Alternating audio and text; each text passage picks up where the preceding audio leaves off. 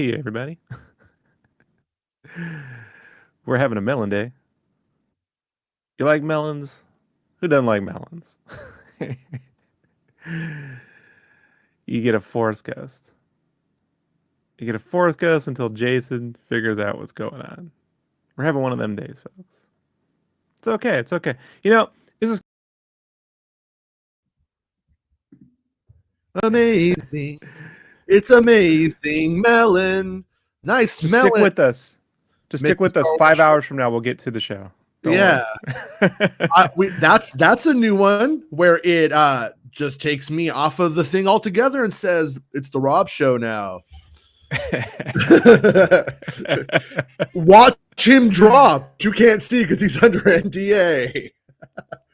I know. I'm going to be re-explaining this for how many. You know, what's crazy is we're probably going to get a bunch of new followers with the Obi-Wan. Mm-hmm. And they're just going to be like, why is Rob a ghost? They've never seen the show before, you know? And I'm just gonna watch the Obi-Wan show and you'll find out, you idiots. Come on.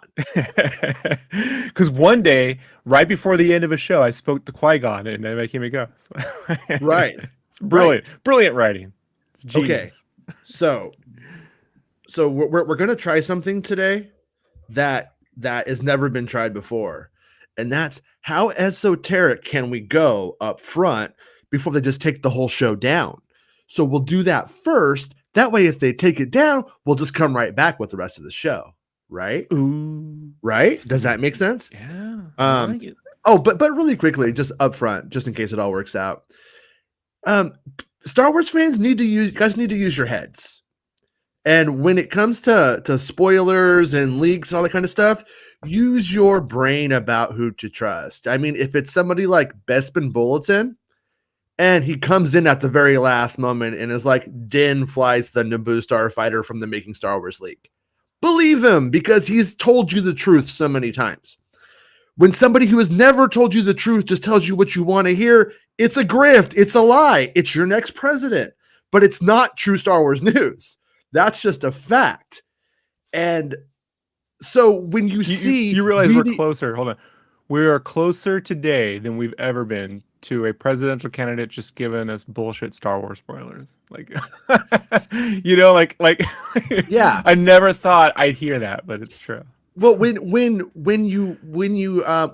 see BD1 in the last episode, and then the next day an article comes out saying they're making a Fallen Order series. I mean, how fucking stupid do you have to be? It's called Fallen Order. You could watch the whole thing, get the whole. It looks just like Star. It's got a story. Even if that is true, it's so just obviously a lucky guess. It's just so obvious that's what it is. And the same thing goes for other things. I mean, I'm not going to sit here and spell it all out for everybody because I don't really want to get into any drama. But just use your head. I mean, I know most of the people who watch our show use their head. Star Wars Satan, he knows he's using his head. He trusts Doomcock and Mike Zero, two of the most trusted sources with the best track records in Star Wars history.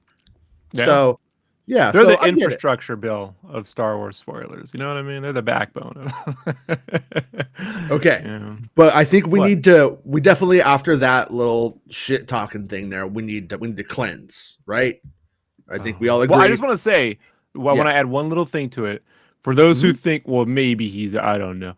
Hey, we just got how many minutes of Jennifer Beals as a great Twi'lek? We are closer to that bar and with her as a series than we are to a Jedi Fallen Order series. I guarantee you.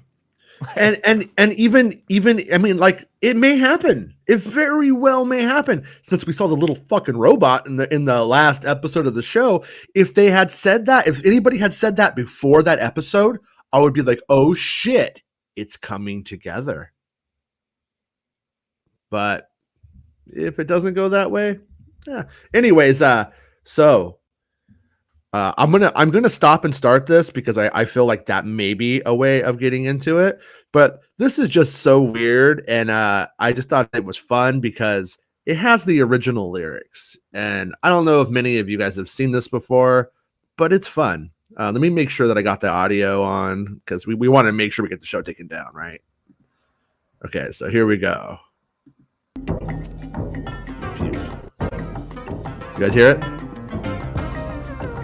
Yeah. Isn't that great?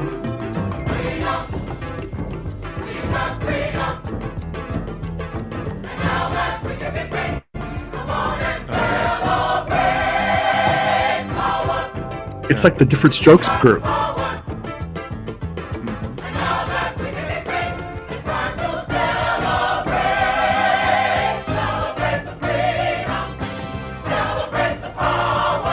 That's not worth the power, dude. The glory. The love.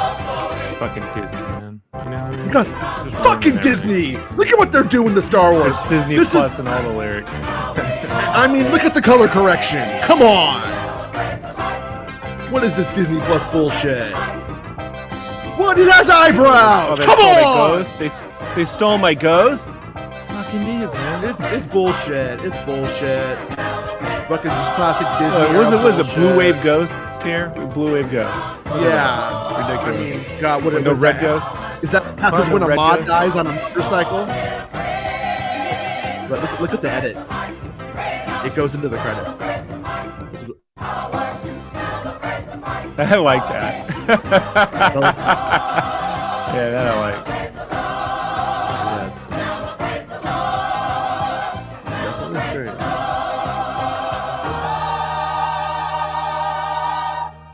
So They yeah. needed to cut right there to a stinger, you know? Yeah, Like, right. Palpatine's at the bottom of the shaft, you know? I'll be back. Like Skeletor, right? Oh, yeah. Yesterday, so I made spaghetti the night before, and my son did not want any meat in it because he's kind of a vegetarian. He kind of walks that line, and I was like, "Sorry, I made meat sauce, dude." You know, and I kind of tried to. So he kind of like ate lightly, got up in the morning, didn't want breakfast. You know, just didn't want it. And I was like, "Come on, man."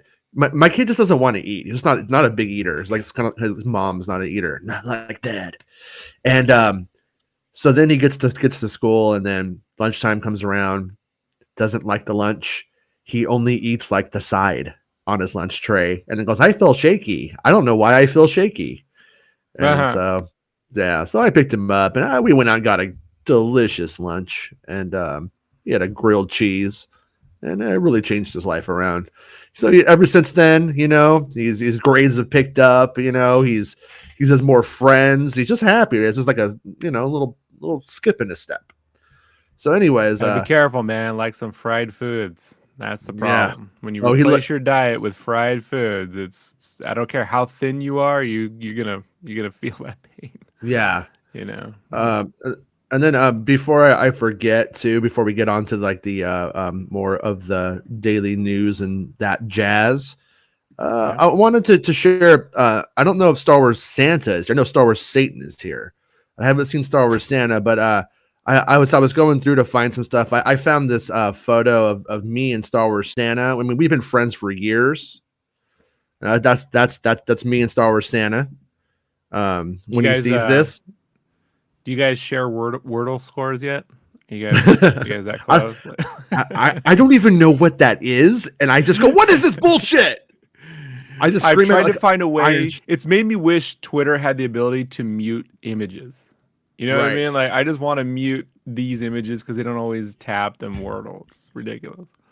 So if anybody doubted I was what's her name from Mando's son, there she is. Before she started dating Jawas, and there's me. But you can see that she rocks that 80s. What's her name? Is it Pelly something? Pilly? I don't know, man. I'm calling her Valerie, like my mom. But there's one photo where she just full up has the hair, and I was trying to find it. I think these are like all of the pictures I have of my family. In total, like 82, 83. This is probably it's probably 84. I look like I'm about 4 years old, 4 or 5, probably. So it's like 1985, probably 84 to 85. But yeah, Anyways, so where did I put it? Oh yeah, so let's get on to the thing that we keep hearing about: Halo getting ripped off. Now, I do not in any way. Yeah. Hold on. This is Right. People think, hey, holy shit, we're living in a post Zenit. What would be the these people don't what possibly nothing existed before Halo. Do you know that not even video game consoles. Like Yeah. or space people. Hey, there was no space armored Marines before Halo, right? No space armored warriors with guns ever. Like this is so fucking ridiculous. Yeah, Fucking I mean, I get it though. I mean, if you're you're just a dude or just a chick, you're just hanging out, you play Halo, you see that's your frame of reference. And it's like in pop culture, there's sort of I call dibs laser swords. Nobody's been able to use that. Star Wars called dibs. And it's like I get it, but that's why we are here. We're here to help you not be fucking stupid. So if the day after something that is telegraphed in the previous episode is going to be in the next one, and somebody tells you it's going to be in the next episode, it's not a scoop. Oh, man, that's just no shit. But dude, I just ask them how they feel about electrolytes. You know what I mean? Just ask them. What is it, Bondo or Mondo? Whatever, it has it. So fucking stupid, dude. This is so stupid. So yeah, I mean, Sid Mead is just he's a classic. He's an artist, the greatest concept artist of all time. The greatest concept artist. People think it's Ralph McQuarrie. It's Sid Mead. No one was more singularly influential in the world of visual design as we know it, Western visual design, cinematic design than Sid Mead. Yeah, that's it. Yeah. No, for sure. I mean, his influence is felt throughout everything. Ralph McQuarrie in the long term may be even bigger than he is. Who knows, right? But right now in 2022, I think he would be pretty crazy to underestimate Sid Mead, and that it was influencing the original. I mean, Joe Johnston, when he did the AT-AT, was like literally like, oh, the walking truck. I'm going that Sid Mead did. Right. I'm going to take that and make that into something for Star Wars. And so it's like the grandfather. Yeah. What McQuarrie was good at doing was distilling images down to he was good at simplifying things. Mm-hmm. So like with Sid, you're going to get endless details before there was Photoshop. Like he painted and drew endless amounts of details. It was insane. And got a variety of shit. But with McQuarrie, you got this real like distilling those down to cubes, triangles, circle against contrasting shapes, and then they took those shapes and then took model kits. And that's how you got the kit bashing method, where you took the McQuarrie shapes and you build kit. You took a physical model and you added all this texture and detail over it. Yeah. And he was good at that. But McQuarrie, like if it wasn't for Star Wars, you never would have heard of McQuarrie. I'm just gonna be honest. Like if it wasn't for that's it. Like you would have been one of those background. Like how many people know who Ron Cobb is? Mm-hmm. Really? Like if I mentioned at a Star Wars convention Ron Cobb, they're not gonna know who I'm talking about. And yet Ron Cobb, you don't get aliens, you don't get you know what I'm saying? You don't get so much shit about Ron Cobb. You don't get the DeLorean.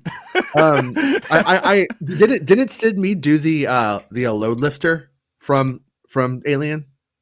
The load lifter might have been Ron Cobb, but it was Ron Cobb. But Ron Cobb was one of those guys. Like Sid would paint a shitload of details and he'd do an amazing amount of industrial design, like with illustration. But Ron could draw it all with pencil perfectly. Like Ron probably had the best illustrative hand in visual design. I need no paintings. Yeah, nothing. You know what? I actually had a really good Sid Mead book before I broke up with my ex, and I don't know where it is now. She didn't keep it. She didn't give a shit. I have no idea where it is, but there is a really, really good coffee table book. there needs to be something similar to. There are a lot of squarish books, right? Like the movie of Sid Mead and stuff like that. But as far as I know, as of right now, there is no photo archive style book with Sid Mead, and probably it's because the work he did covered so many studios.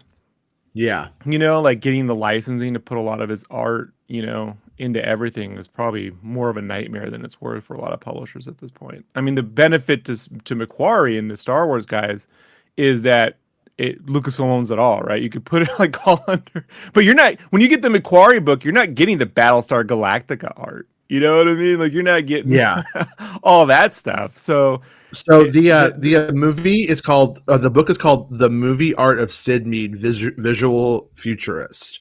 Is cool. Is the one that I have. It's almost 300 pages. That one's pretty. And then there's another one called Oblong: The Concepts of Sid Mead, and I didn't have that one, but it looks pretty rad. But I mean, at the image.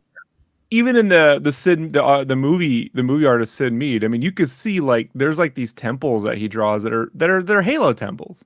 Yeah, I mean, like I don't know. Look, here's the thing with art, man. Like you can't trademark or own a shape. You know, like, we don't want to live in that world where that's possible, right? I guarantee Zuckerberg will try to do it with the metaverse. Like, we own the virtual shapes, not the real ones. Like, okay, assholes.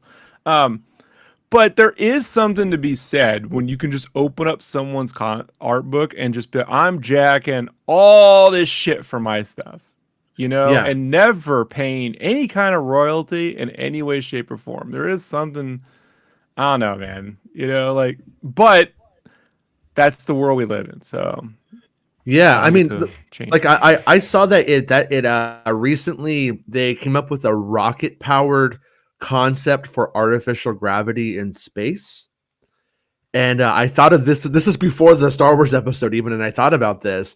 The idea is that they take a wheel and they have rockets like a ring shaped space station, for instance, and they have rockets on both sides of it, you know, firing in the same direction, and they would fire at the same time and cause it to spin at such a speed, and then when the rockets power down, it will continue to spin in space because there's no gravity.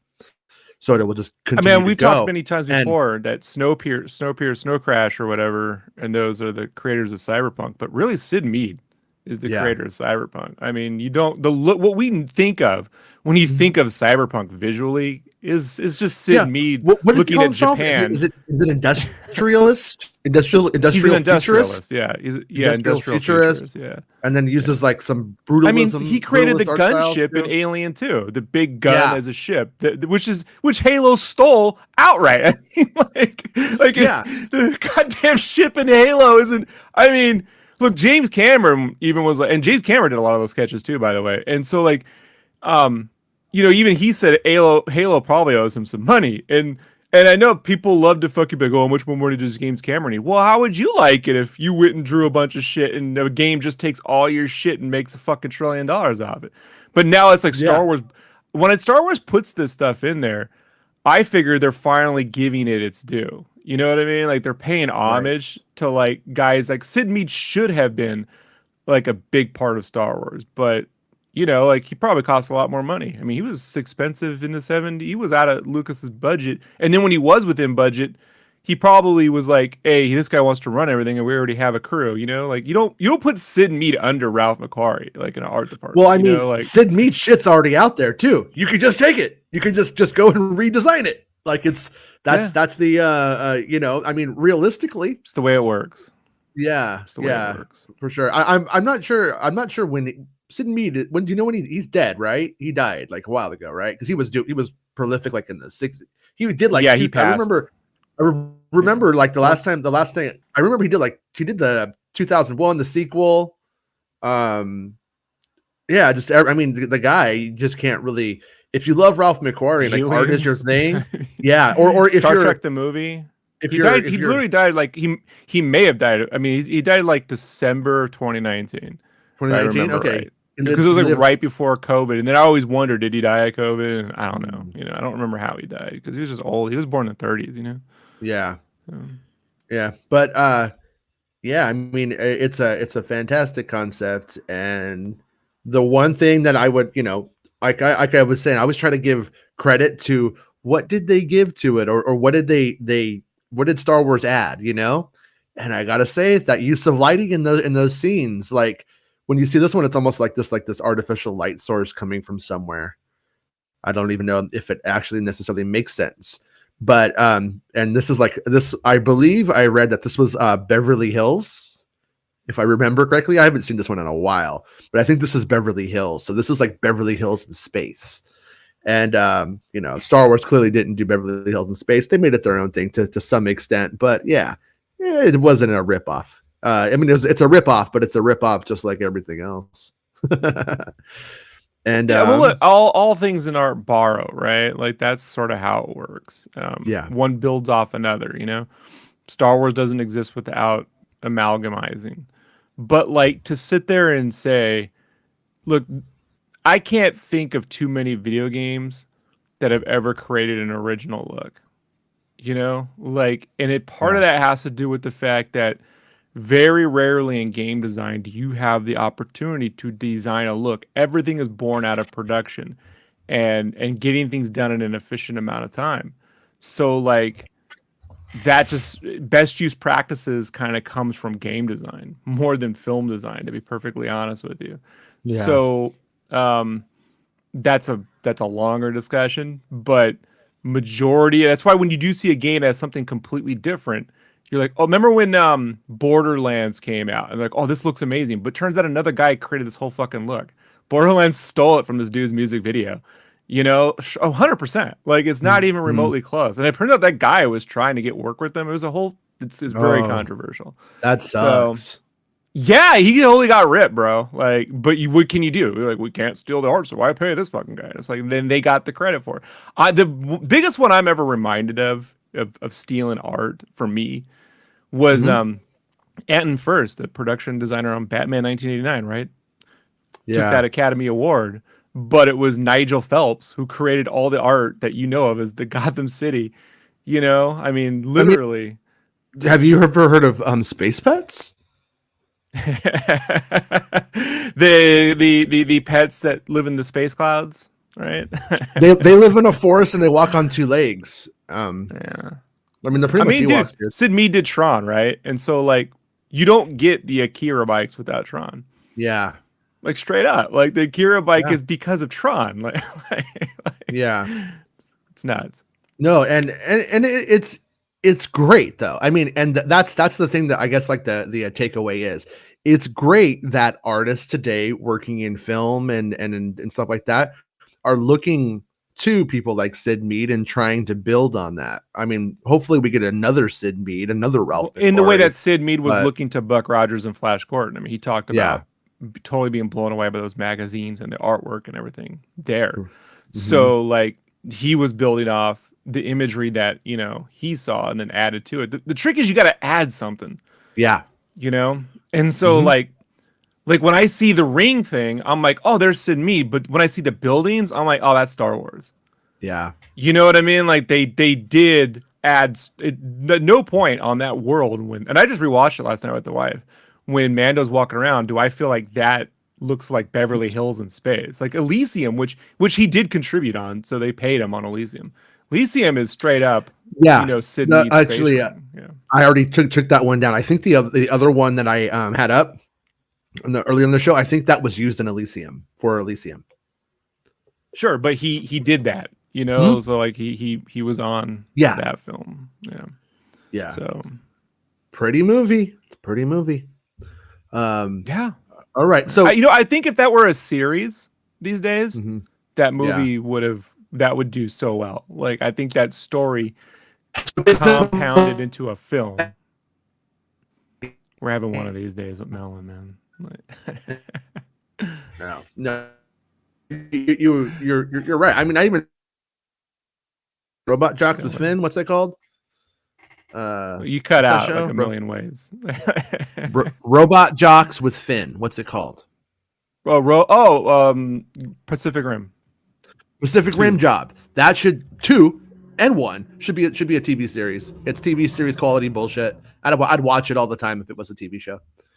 All right, but and speaking of TV shows, and this actually like leads into the theme of the discussion, is Jacob at Discussing Film says, good time to mention that BDH, as we call it around here, is returning to direct an episode of The Mandalorian Season 3, according to what one source told me. Fairly obvious, given she's involved in the previous 2 seasons, but good news nevertheless, especially after that episode.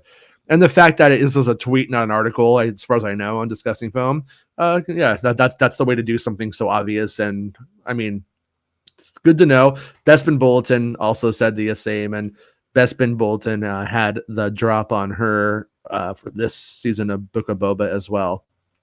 So even though other Star Wars news sites who covered it decided to leave Bespin Bulletin out of it because he's a Star Wars site. And when a Star Wars site has something, you don't cite that because then people might know there's other Star Wars sites and not read yours. They're so fucking lame. They're just so fucking lame. So this is the problem with me doing a daily show is you get to see what I really think. And I think they're all so fucking lame. A bunch of fucking dorks. Like, Bespin Bulletin had it too. Like, at least put the Bespin Bulletin message in there and the drop, because he's the guy who said it. It doesn't even matter if you think he sucks because he's British. I understand that. British people are weird, but he had it. And I love the guy. I'm just joking, obviously. But anyways, but to continue on to the theme here, like, it's fucked up because you don't want to take away from Bryce Dallas Howard, and you don't want to build up Robert Rodriguez, who doesn't really need it at this point. He could take a shit on Star Wars and go live a perfectly happy fucking rest of his life and have a prolific career. Do that. No. He may be doing that right now. but we don't know.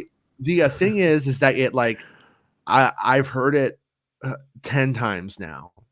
And we had a background actor who confirmed it even further just recently. I don't want to put this all on him, though. You know what I mean? I don't want to make like that's the source for it or something like that. But there's not one director on these things. When somebody comes in, when Bryce Dallas Howard, to be honest with you, like, I've seen all these people saying give her a trilogy and shit like that.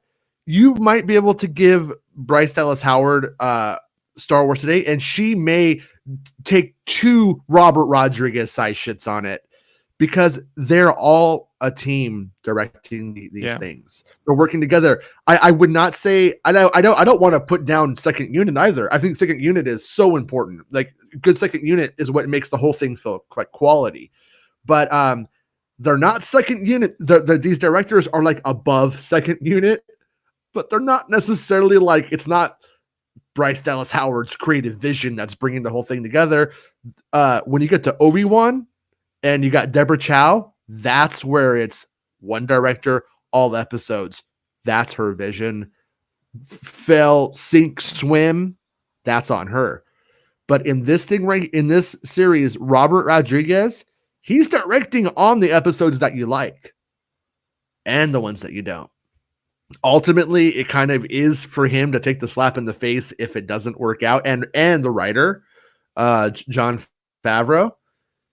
But when all is said and done, you know, I want her to get the credit for the good work because she totally deserves it. But I also don't think that it should be at the expense of Robert Rodriguez, who probably directed a good portion of the stuff too. I want to give people a really good example they can kind of like sink their teeth into here, right? Like a real working world example of how this works, right? Yeah. So someone gets credit, you know, she could win an Emmy for that episode. That's how it works, right? However, another great director from TV that did really, really well was the guy from Game of Thrones. Was it Taylor? What's his name? Something Taylor, Richard, something Taylor. He, Roger Taylor, something like that. Not Roger Taylor. From Queen? But, I know, something like that. He did some of the most fantastic episodes of Game of Thrones, and then got picked up to direct Thor 2, The Dark World, right? Yeah. And that didn't go so well for Yeah. We haven't seen that guy direct another movie since, you know?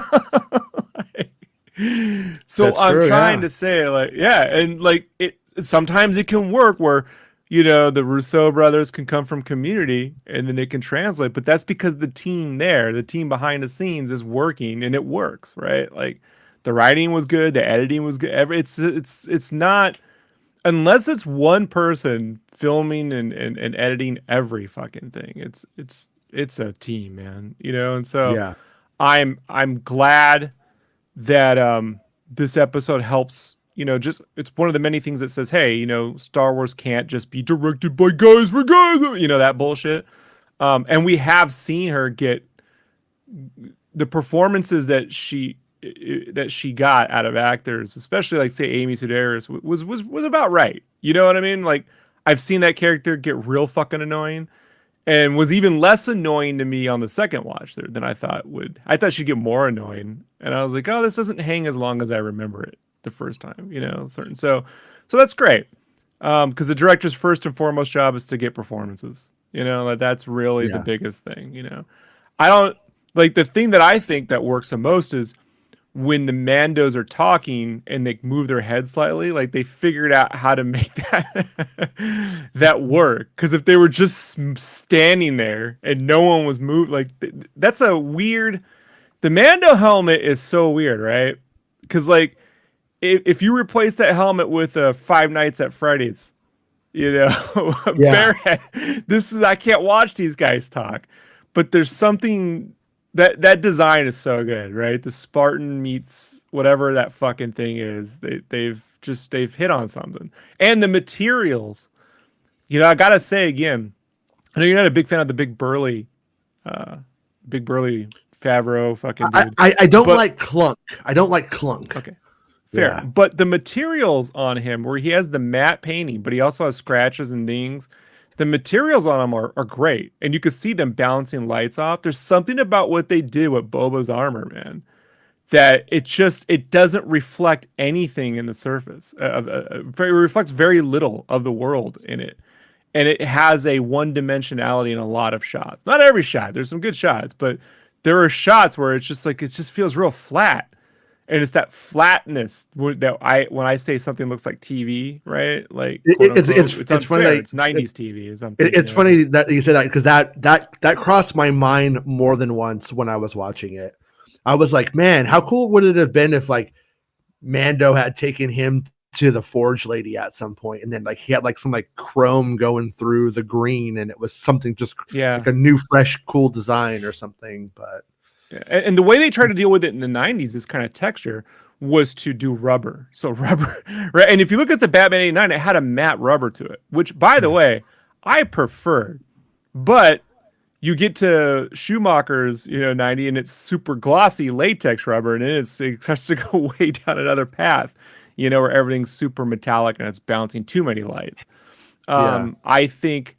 with the Boba armor, they have sided more on the Batman 89 thing. However, it needs more depth, and that's where I've tried to talk to some of my lighting friends about it, but they're very uncertain. They say it's so complicated. It's a combination of materials, the sets, the everything, it could just be a weird take, like it's hard to say what that is, It definitely has a look. I mean, I don't know anything about anything on that front, but I can tell you it has a look, and whether it's good or bad, I'm mostly. It looks like more like something you see at Disneyland than a Disney film. If I'm trying to explain to people, because when you get a costume at Disneyland, they might be fantastic. They really generally are pretty fantastic costumes, but they're just being lit by the world. The world, and some dude with the fanny pack, that ain't the Rock, thinking he looks like the Rock, and it sort of, it doesn't look as deep, but that's also like when you see those behind the scenes photos of someone taking like a photo on the set of the Batman with their phone, and it looks like dog shit, and you're like, this is gonna look like shit, and then you hate Batman now. I hate Batman. Yeah, I'm never gonna watch Batman again until they're constantly making some superhero movie, and I think there's a guy who his thing is he just goes around and waits for like tabloid superhero photos to top, so he goes, it looks like shit now. Like every time. Meanwhile, these people have never created an image in their life. But it's like, is this your first superhero tabloid photo you've ever seen in your life? Every fucking time. Remember the tape up, the Michelin Man, Batman Begins, the Michelin Man photos, or remember when they were shooting Captain America and the Avengers, and they'd get a lot of he had that bulkier suit, but the stunt doubles had the double bulky suit, right? And because they have to be super loose for doing stunts. And they go, look, it's gonna look like shit. They don't get Captain America. Marvel's fucking up now, And it's like, that's a stunt suit, you idiots. They have no idea how this works. It's never changed. It's not going to change. So long as the algorithms feed on clickbait, like if controversy wins the algorithm over quality, right? Then nothing's going to change. So. The way it is.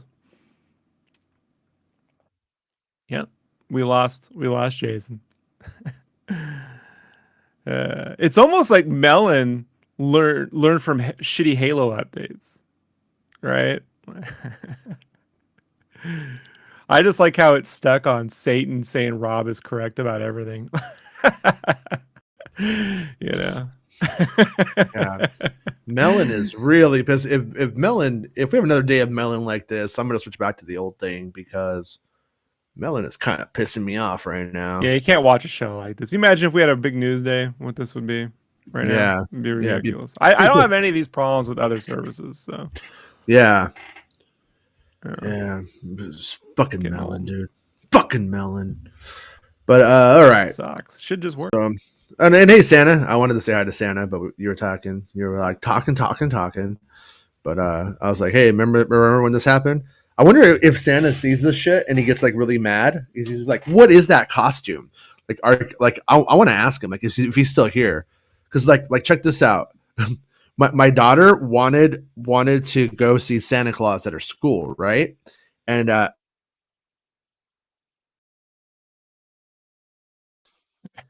they just gave me the photo yesterday. It was Santa Claus with the kid. But my daughter gets up there, she gets scared, so I had to take the picture with her. Trust me, I didn't want to take a picture with Santa Claus. That's why I still have my mask on. And I thought the person taking the picture was going to crop me out, like zoom in on that. But look at Santa Claus. Like, what kind of Santa Claus is that? Look at that. It looks like fucking that thing on the Jedi Council. You know that thing on the Jedi Council? With that weird beard? It's like, what is that? Yeah. It's less convincing than Artie Lang as Santa. Yeah, it's definitely something else. But anyways, oh no, don't start uploading stuff to the cloud computer. Sometimes my computer starts uploading stuff to the cloud. I'm like, no, I'm still using that, bitch. Come on. Melon. The Space Pets Cloud. Yeah, the Space Pets Cloud. Good. I think. Yeah. So, anyways, all of this is kind of related to Boba Fett in a roundabout way, but is the timing correct? What no one knew, neither his closest collaborators nor his top executives, was that Lucas had recently been devastated by a request from his wife, Marsha Lucas, for a divorce. Bum, bum, bum. I was destroyed because I had no idea. You should be reading this, honestly. It just came out of the blue, Lucas would say. I was trying to finish the movie, but now I was also going through a divorce. I tried to hold myself together emotionally and still do the movie, but it was very, very hard. I was going through this huge emotional turmoil through most of the post-production and barely standing. It was an act of great energy just to get up in the morning and go to work. I was so depressed. Okay, so, and then, but all of this kind of plays into Boba's shitty death. And eventually Lucas even admits that it was a mistake. It was not done well. But this is just a little side note, but each editor died in the Sarlacc pit. Dunham would say of that complex battle. That was reel 4 in Jedi. And I remember the negative cutter calling me and saying, what is with this reel 4 here? There's more edits in this one reel than in most entire movies. It was something like an edit every 11th frame. It was crazy. And it seemed to me that George was somehow disappointed with who Boba Fett had become. And I thought that there's two things that I think you could glean from here. That Rinsler, I think, is saying without saying, but it goes on to say, but don't know whether it was the way it was shot, but Boba didn't measure up to some standard George had, and he was adamant, just throw him in the pit. And so what it's kind of getting at here is that that reel, like it had more edits in it. I think they were just straight up fatigued. So you had normal production fatigue, and then you have George Lucas literally mentally being fatigued, saying he could barely even get up. I don't know what. I mean, like I have not gone through a divorce. I have it as a child. Yeah. I experienced divorce more times than once. Yeah. But I mean, like when we were wrapping up work on Crash during COVID, that wasn't easy. You know, like every day wondering if the world's gonna fucking literally end. While you're trying to make happy critter stuff was a tough pitch. And I give total praise to the people at top, the leadership never showing that fatigue on their end. And so I think that's something like Kirshner used to say, like if I'm in a bad mood, everyone underneath me has an excuse to be in a shitty mood that day. And I wonder if Lucas had not learned that lesson here. Yeah. If Lucas is showing his game when he gets to work. I don't think, I mean, how could you, right? Like, I mean, you're going through a divorce plus this, and they clearly did too much, visually speaking, in the film. Yes. Probably could have done more good and the bad and the ugly in the front of the film and save the big visual effects for the space battle stuff where he didn't have to be there for that every day. The model guys could have been leading the charge in the speeder bikes, and unfortunately they tried to make 3 giant set pieces, in the 80s, and each one scaling up. I mean, the Jabba puppet alone was tough enough, let alone to figure out a battle that takes place say what you want, but it's like a battle that takes place across 3 different independent platforms, right? With the center, with the central villain, like there's a central danger in the center. It's like fighting around a whirlpool. The only thing I've seen kind of attempt at since has been in Pirates of the Caribbean 3, where they did that whirlpool fight. And it's tough when the danger is like a black hole. It's not really... it's not. It's just, and that coverage is like, where are you hiding the camera? Like, there's always that like shot where they have to go really close up or really far away, and it's that jump back and forth, and it feels. I bet you without music, it probably, and if you're looking at it all day, it probably doesn't feel romantic, right? Close up, back up, close up, back up, close up, back up. Like it's. Yeah. Comment of the day, Peter Griffin says, I don't see Santa's eyes. Is he alive? Exactly, Santa. Exactly. Yeah. Gamorrean guards, you're on notice. But okay. So anyways, back to the topic, I guess. I'm not sure we did that battle as well as we could have, Lucas adds. There are so many characters and we have so many pieces of action that are supposed to be happening at exactly the same moment. You get into a very complex piece of cinema, editing things together, and you want people to read, but you don't want to dwell so long that it drags down a simultaneous moment. We did it as well as we could, but I had this nagging feeling that we could have done better. And so it's like on one hand, it's overkill and underkill at the same time. Also, 2 things on that. What is the goal of the scene? The goal of the scene is to kill Jabba the Hutt. Well, probably should have just killed him in his throne room. Like in the grand scheme of things, if I'm looking at the script, I'm looking at the budget and the time. I'm like, hey, Sarlacc Pit's a great idea for another movie. Like the goal is to kill him. He has him and Luke and all of his cohorts are in that room, in the throne room. They have to go and get split all back up again. To then get back together to kill Jabba. It's needless. That's the first thing. It's just as a producer, I'd be like, look, man, you got to cut something, and you just don't need this thing in the center that ain't doing nothing anyway. It's just a big vagina. It's an ugly, toothy vagina in the desert, which is how it was described to me. That's the first time I ever heard the word vagina, sadly, as a kid. Really? My fucking uncles. Yeah. It's the first time my mom never mentioned it. That's my uncle's goes to vagina. I'm like, what is a vagina? My mom was like, fucking assholes. Yeah, because that's horribly mean to the female anatomy. But that's welcome to the '80s, folks. I mean, that's how no, it's still funny today. It's not mean. I mean, have you seen some of those things? I mean, Jesus, some of them are very beautiful. Not all of them, though. So that would be the first thing. The other thing, I just thought about this last night, and coincidentally in relationship to Return of the Jedi, they had never Lucas. The one thing that he hadn't figured out yet with Boba, the missing component, was Beskar. That Beskar could deflect lightsabers. Mm-hmm. If Boba's armor can deflect lightsabers, then he can get into a hand-to-hand combat with Luke on this sail barge. Same with Obi-Wan. Like the problem with that Attack of the Clones fight is I'm like, they have to split apart. They have to get great distances because that lightsaber can cut you in half. They hadn't figured out the Beskar thing by Attack of the Clones yet. I gotta be honest with you. I don't think, I bet you George hates the idea. But it's the only thing that makes sense with why the Mandalorians could take down Jedi, right? Like, they have a fucking medal it's the greatest, stupidest fucking idea ever. we're on this. I don't think it's a bad idea.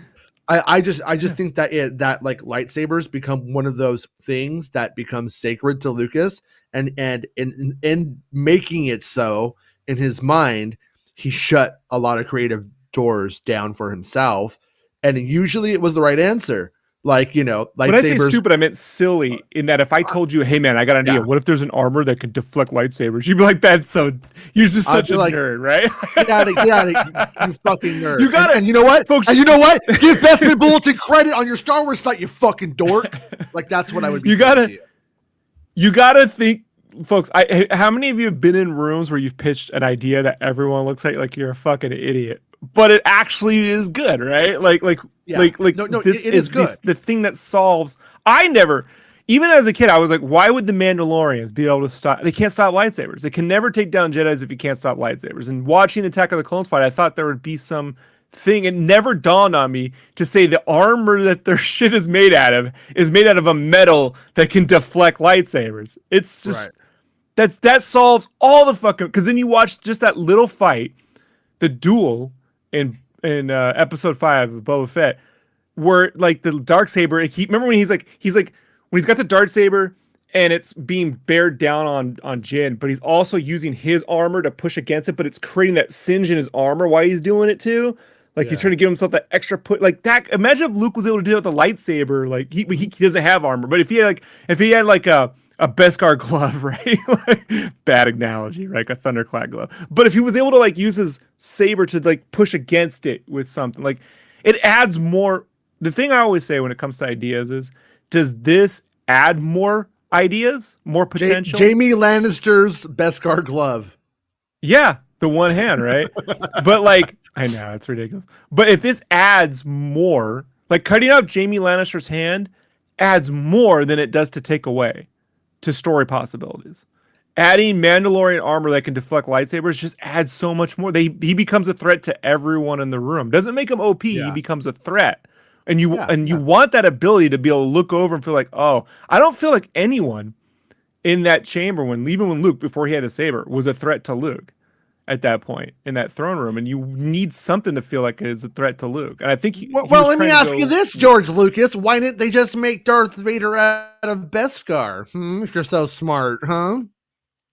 Yeah, well, the question really is because fucking these people are religious Tolkien like zealots, and taking them down required such an expenditure. Like it wasn't easy to do. I think the one thing that we still have to do in Star Wars is show that the Empire wasn't. 1 second.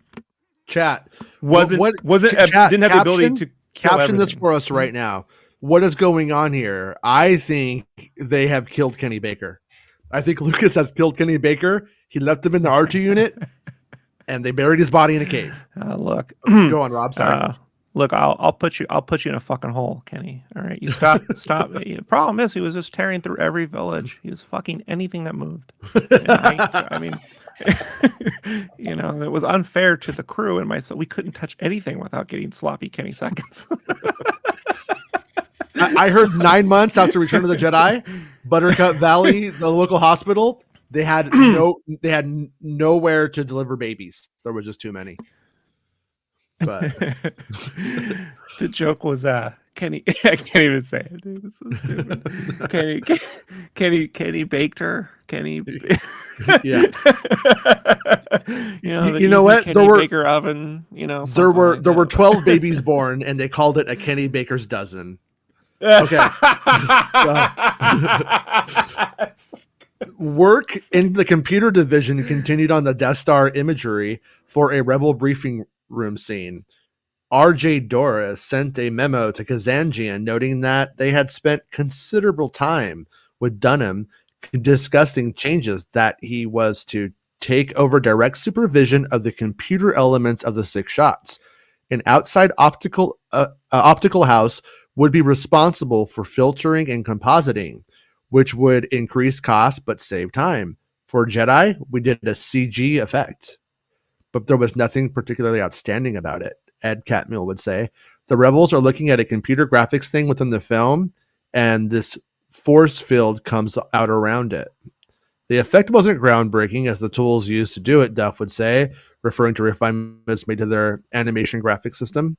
And so anyways, it goes on. And basically, though, there is technically a CGI effect in Return of the Jedi when you get down to it based off of that. Yeah, I mean, I noticed the difference when I was a kid with the 3D when it's moving around. The problem is it's just another, it's a map shaft scene. And I think had they used the big computer effect for something that was more like Yoda Luke related or Forcey related or something, I don't know what that would be. Maybe I don't know. Like that's the problem is when it's maps. Even now, when you see a 3D map, I don't care. Like a 3D map wasn't that. It's not jaw dropping is the word. Jaw breaking. It's not jaw dropping. I don't think. I mean, I knew there was something different about The Last Starfighter when I saw it in theaters. Right. I couldn't put my finger on it as a kid, but I knew there was something different. But it wasn't, I mean, Tron I knew was computers, right? Mm-hmm. But Last Starfighter, because of space, it was hard for me to tell that was computers. But it wasn't until the Abyss thing that I really was blown away by a computer effect, the water creature or whatever. So. And then the Abyss kind of was quiet and it didn't really do that much. Everybody's that was amazing, but nobody was really watching that movie. And then they're like, "Hey, Terminator, we're just going to do it there too.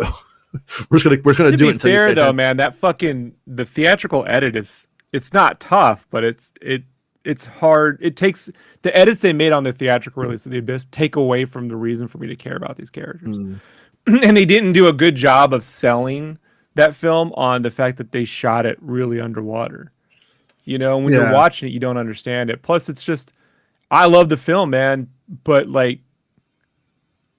it was slow for people then. I think now it doesn't feel as slow. I don't know. I watched it. I watched it as an 8-year-old, 8 or 9-year-old, I want to say.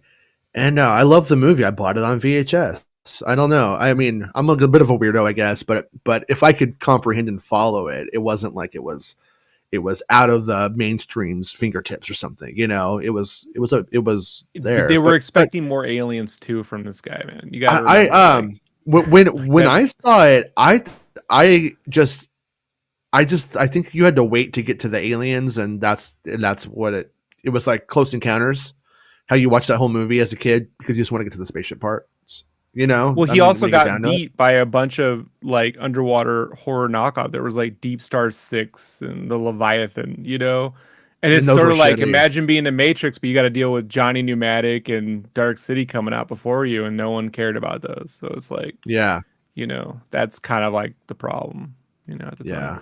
But that effect was when you see it, you're just like, what the fuck is that? Perhaps there was a way for CGI to be used. It just was too early. I mean, you saw that X-Wing demo they ever did on Cray computers. It is, of all places. It is hosted on this very channel, actually. Yeah, And so the first time I ever saw it was on every couple of the days. I get people calling saying this is a lie. This is it from 1978, and I'm like, yeah, it was. Yeah, it was. Yeah, and the first time I ever saw it was on the Last Starfighter documentary on the DVD, right when they put that out, and I was like, whoa! I had to tell my friends, look at this. But it still looks like a really smooth version of Rogue Squadron, right? Like Nintendo 64. Like it doesn't. The movements are cool, right? The detail is just not there yet. CGI just wasn't there in 1982, 83ish. You know? Oh, like it just, yeah. No, it was last Starfighter. Like it was a fascinating like it looked so different and so weird that you were like, wow, I like this. But then at the same time, like you look over at Star Wars and you're like, but you know what? I like that better. I still like that you want to better. hear a weird fucking idea I just had that people are gonna hate, but What's I think that? might have actually worked. Mhm. Is if Tron comes out, Lucas sees Tron and goes, all right. So rather than physically blowing up the Death Star, like what if we were able to like use R2 to like I don't know like we could like put the characters into the computer system to take down the Death Star, you know, microbial, you know, get them down to Will's size, you know, like, and they jack into the computer and then there's a big Tron bicycle, you know, like they go into the computer system and then the battle's microscopic at the end. Now you say that's fucking dumb, but like that is really Lucasy, right? Like, that is Tales of Power, you know, just like the cyberpunk version. It's bad shit crazy, but it would not have been there. You could have done a CGI environment, you know, that would have been more of a set piece than a big map, you know? Yeah. I mean, I think we often take how crazy the trench run is as just an idea is pretty bizarre. And it's like something that we just always have lived with, but that's bizarre, you know? And so yeah, he would do that. All right. So Star Wars Santa every week has a predictions Dilly Bob form. You can see it in the comments of his videos. It's so horrible last week. It's that time.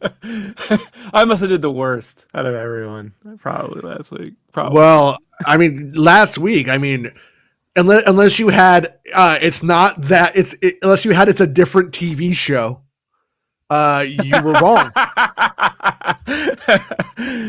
Oh, it just throws you off for future predictions, doesn't it? The very question was wrong. Boba Fett, it's not this isn't his show. Why'd you even ask me that? If Boba Fett does or doesn't kill anybody, it's still wrong because it's just completely a different show.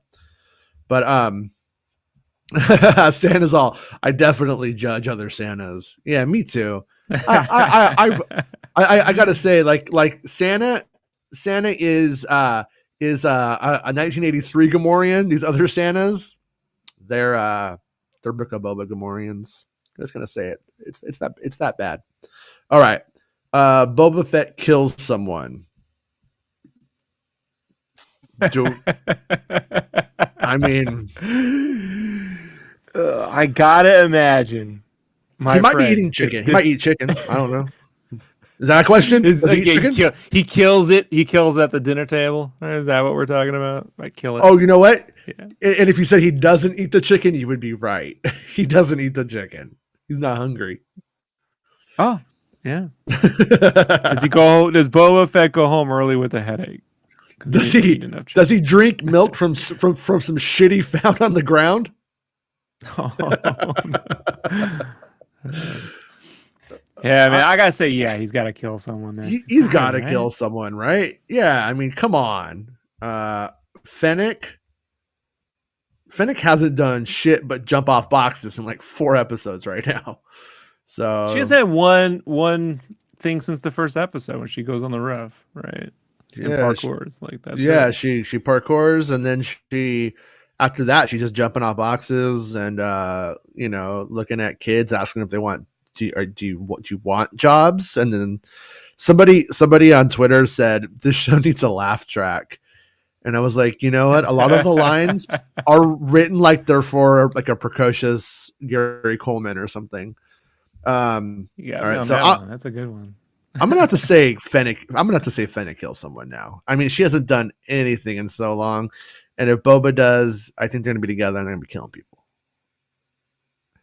And if they could read the audience at all, and I don't believe this show was designed to assassinate Boba Fett and make Mando seem cooler, but if they could read the room, theory. yeah, if they could read the room whatsoever, they're gonna have to really. These characters are gonna have to jump up in this episode. Like Boba's gonna have to like throw the gauntlet down. Now, this is usually where I say what they need to do to make it work, and this is where Rob says what they're actually gonna do and is right. so I don't really know, but look, I'm the one who said there's no way Grogu and Luke's gonna be in this series, and here we are, right? Like, it is dude. I'm gonna call it if they do it. It's a fucking marketing gimmick. I've never leaned into that in my life. I've always said it's all, of course, it's Star Wars. They always want to make merch. They always have good reason. Star Wars is it lends itself to it. But I see Grogu coming into this Book of Boba Fett story right now. I see Target needs a refresh on the Grogu merchandise for the first time ever. I really do think it may be a legitimate claim against Star Wars where where was the line, and I think they may be crossing it. Personally, I don't give a fuck if you want to see Grogu. Go watch the last two seasons of the show where it pertained. I don't just need Grogu to show up because my fucking girlfriend thinks he's adorable or something. I don't. That's such a shit reason. That's just wrong, and I am. If I get my way is that Mando goes in this episode and we don't see him and we follow Boba and then he comes back after having met with Grogu and we don't see that scene. Then season 3 of Mandalorian opens with that scene and him going back, and then we catch up to what the state of the universe after that as those characters split off and then reconvene. Because I think it's very clear to me at this moment. Since day one, I said the series is about the restoration of Mandalore. And with what we've got in the Boba Fett series, it's implying Boba Fett is a part of that project. That's the way I see it anyways. That makes sense to me. So I think Boba will be in Mando season 3. And so just get ready for all of those, all of those fucking spoilers from yesterday that will be out tomorrow. All right. So we see a flashback scene. You think we're done? We think we're done with the flashbacks? Yeah, we didn't see any. Well, shit, we did see a flashback scene. We saw the Mandalore flashback scene in episode 5. Oh, that does count, doesn't it? It's just not the flashback scene you think you're gonna get. Yeah. I mean, obviously with showing what happened to Mandalore, it may be referenced or something like that, but I don't know. I wonder if they'll go back to it at all. I mean, because like okay, so what can we have here? We have Din Djarin, and he tried to go back home. He shouldn't have. I still think it kind of neuters a bit of the power of the second season when he leaves the cult to take the mask off to save the baby. It makes sense. Now he tries to go home again, but okay, fine. He did it, and then he copped to it. Now he's out. It's official. So when he goes back to Boba, they're going to be figuring out, I guess, who they are together in some ways and what they're going to become. Maybe they'll share a vision. Maybe they won't. Right. And so I see Boba Fett and Din being intertwined. That's why they felt it was okay to do an episode of The Mandalorian in the middle of this show. That's the only, and they may just be batshit crazy, but if they're not, that's where I'm trying to give them credit. That's where I'm trying to follow along and say, I'm with you. This doesn't make a lot of sense to me right now, but I'm going to trust you that you have a bigger plan. And when I think about that bigger plan, maybe that's kind of where I tend to fall on it, So if I'm right, and you don't even have to take that into consideration if you don't want to, but would that imply any more flashbacks if they talk about things? If they're talking about like where they come from and who they are? Every episode. They've shown a flashback in every episode of some sort. So I'm gonna say yes. That this is You're gonna say yeah. That flash forwards and flashbacks. The thing they said you could never do in Star Wars, they're gonna do in every episode. And I wonder if that's a legit. Remember that was the whole thing when Attack of the Clones was coming out. Of all things, the trick with the show for me has been go back to the making of Attack of the Clones, being that this whole show is predicated on that movie existing. There's even flashbacks to Attack of the Clones, and take everything we heard that was going to be Attack of the Clones and how people said it could not be done that isn't Star Wars, and then it was in it. Like and this is one of those things. Like even in Revenge of the Sith, where he's like, did he have the nightmare? He had the nightmare in Attack of the Clones, right? Or did he have the nightmare? Both actually. In both, and right? Sith, and that was something that we've never seen dreams before in Star Wars, and that can't be. It was like there were. No, I was struggling with episode 7 when I had the information, and I'm like, there was the flashbacks with Rey and stuff like that, and like they had never really done that, and it was like, oh, is JJ breaking convention? Because Lucas had said there's not really we don't do flashbacks in episodic storytelling. You know, I think he had said that anyways. And take it back. I just remembered. Hold on, before I forget, I just remembered the computer effect I did see that blew me away when I was a kid. It was in Wrath of Khan. The ILM did the Genesis effect. Okay. That I feel that Genesis effect should have been in Jedi. I have a package on the doorstep. Let me go grab it. I apologize, everybody, but it's kind of expensive, so I don't want to leave it out there. But tell people about the Genesis effect or something. I don't know. To bring up Star Trek, right? But hey, since we're talking Sid Mead and Industrial Light and Magic, but yeah, the Genesis effect in Star Trek 2, that should have been something where like when Mon Mothma and them are going over what the Death Star could do, right? This Death Star could, you know, we'll ravage them, and then we could have seen Coruscant, you know, like if their plan is to destroy the Imperial capital with the Death Star. Yeah, like that would have been the more interesting way. Instead, it's in like Virtual Boy Red, you know, like it's in Virtual Boy Red. And as much as I love the Virtual Boy, I'm in the minority on that one.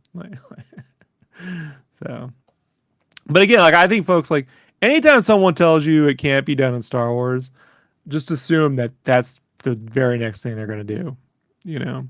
Now, whether it works or not, it's a whole nother question, right? So they could do these things and they could not work, and then you're like, it didn't work so well. You know, maybe not so much like that next time. You know. Remember when Anakin like has his little titties out and he's all mom. That was funny. Yeah, they added his mom, a VO of his mom in the last version though, and it does fix it a lot. It makes it just adds an air of a little bit of it just not being some random thing that you felt like he was having a masturbatory dream about his mother when we first see it. Yeah, it's and clearly Lucas thought so too. He JJ'd himself. Lucas JJ'd himself in that moment where he didn't specifically show. Like, just specifically show the fucking dream. He tried to create this confusion. I don't know what the fuck we're supposed to be worrying about. Like, you know, like, so it's, well, everyone knows he becomes Darth Vader. Not if you've never seen the films. Always make your shit based on no one's seen this shit before. You know? Is this one even up for debate at this point? We're going to see the slave one, right? You got to say him. I'm not. Is it the slave one? Fire spray gunship. Oh, we see slave one? We see slave one fire spray gunship.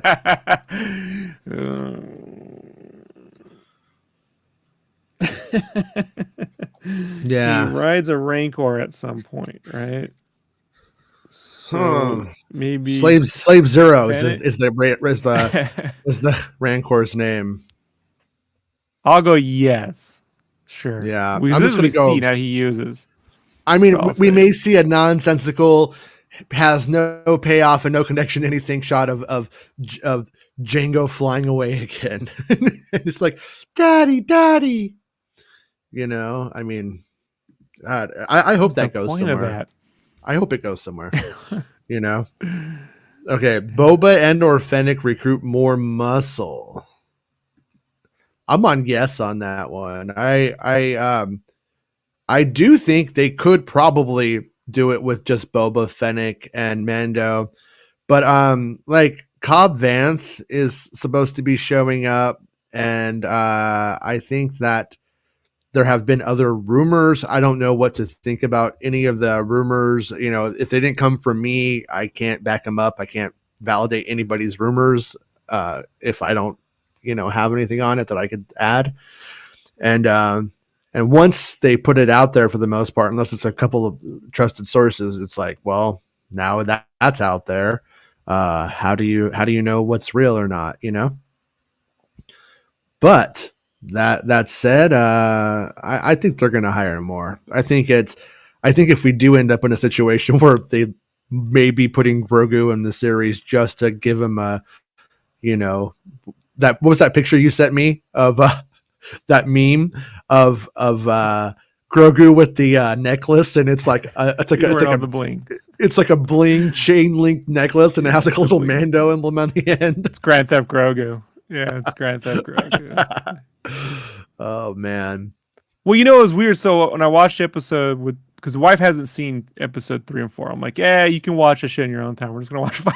I'm not sitting through this again. Wow.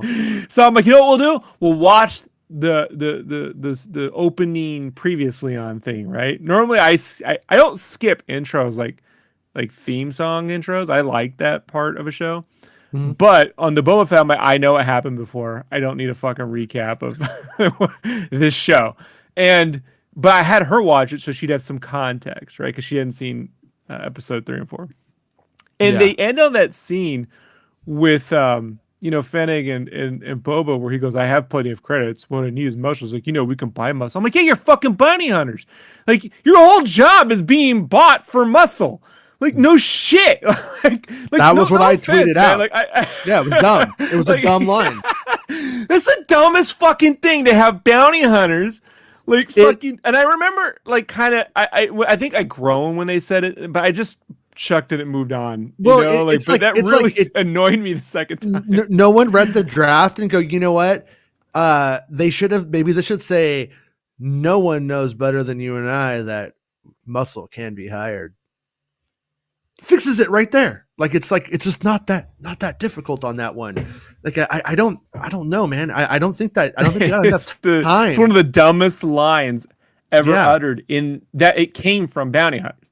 It'd be like the Force users going, hey, with enough midi-chlorians, we could get the job done. Like, that's not how it works. But Boba looks at her and he goes, I've been away for 5 years. I thought maybe you couldn't do that anymore. I mean, like, what are they, it's so dumb.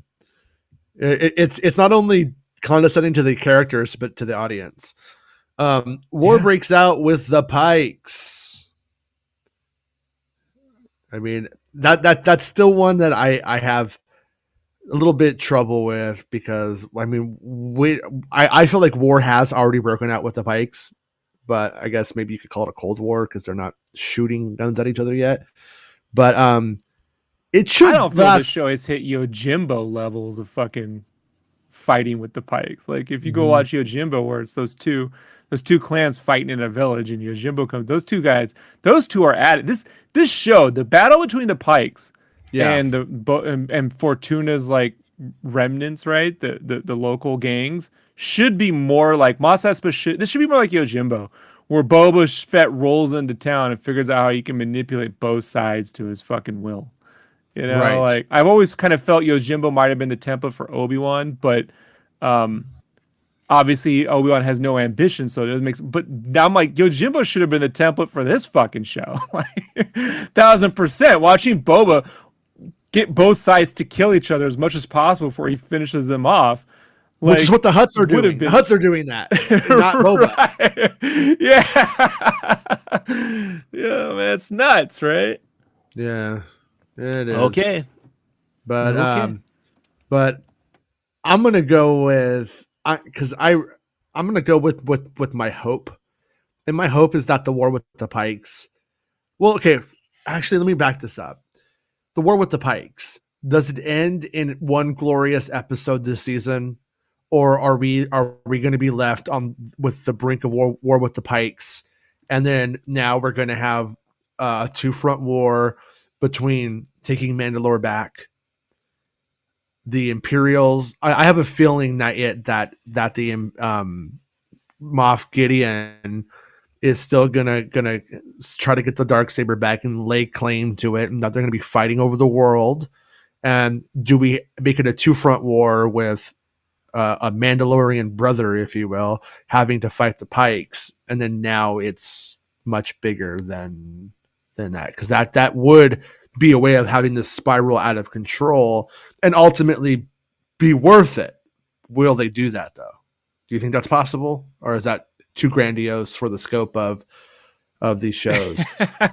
Look, it's I kind of disappeared in your conversation a little bit, like my mind, because the show it's just not that complex. Yeah, but Clone Wars was, and that's the one that you would have thought was surface level more than not. And these guys both do come out of the Clone Wars. They both were, with Lucas. They both kind of did their first Star Wars projects on that show.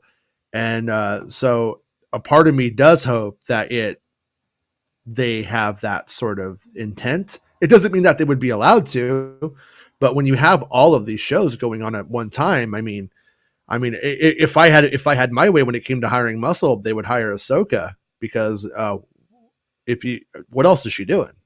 She might be looking for Aladdin, but I mean, she's still got to eat at times. She's still doing stuff like on the side along the way, I assume. And so like, and she hangs out with Bo-Katan. So a part of me still is kind of holding out that we may see Bo-Katan show up, because he even mentions her name in the previous episode. Like, what do you know of her?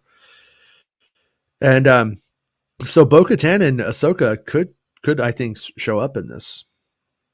I think it's possible, anyways. I hope, but no, man. Yeah. Look, for good or for bad, all things are possible in this show. Of course, yeah. I mean, before the show had started, if I had legitimately been told, "Look, anything is possible in the show," I would have been like, "Oh, wow, all the possibilities." Now I'm like, "Yeah, well, I mean, I don't know if in the best way possible, all things are possible, but it."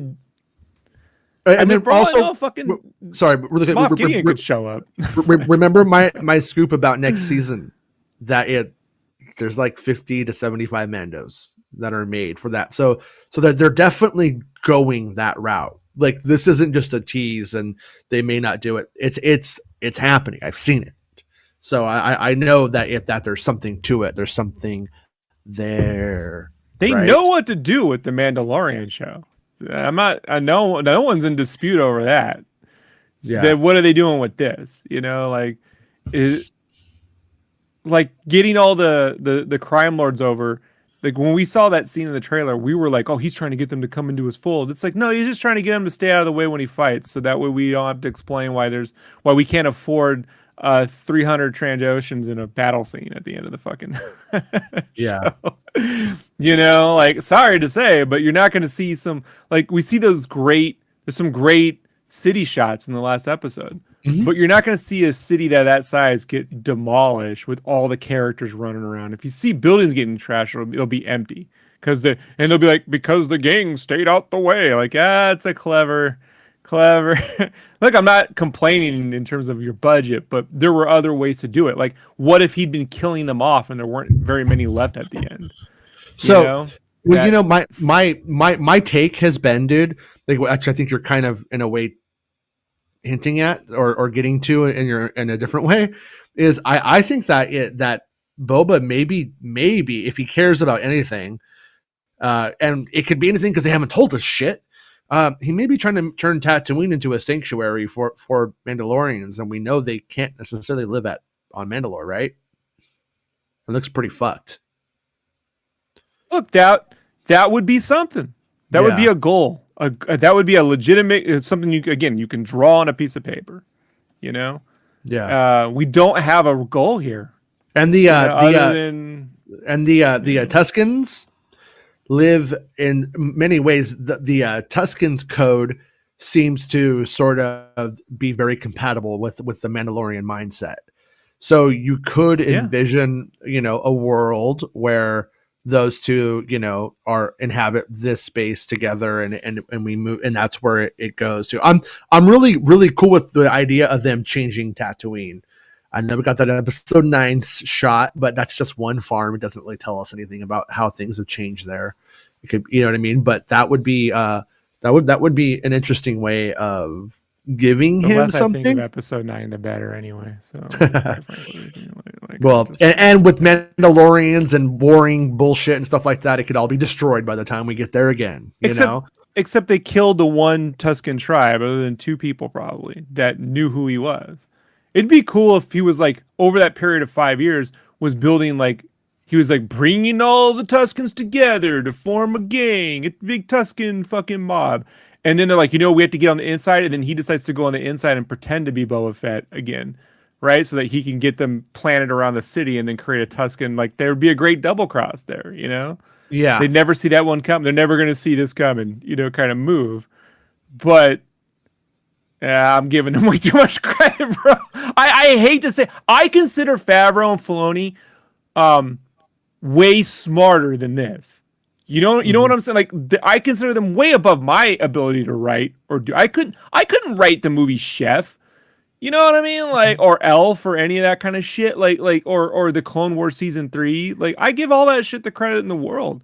I'm just not seeing that talent here for whatever fucking reason, man. And I don't want to hear COVID because, like, no. Let's step away from that and what. Let's just take it away from that.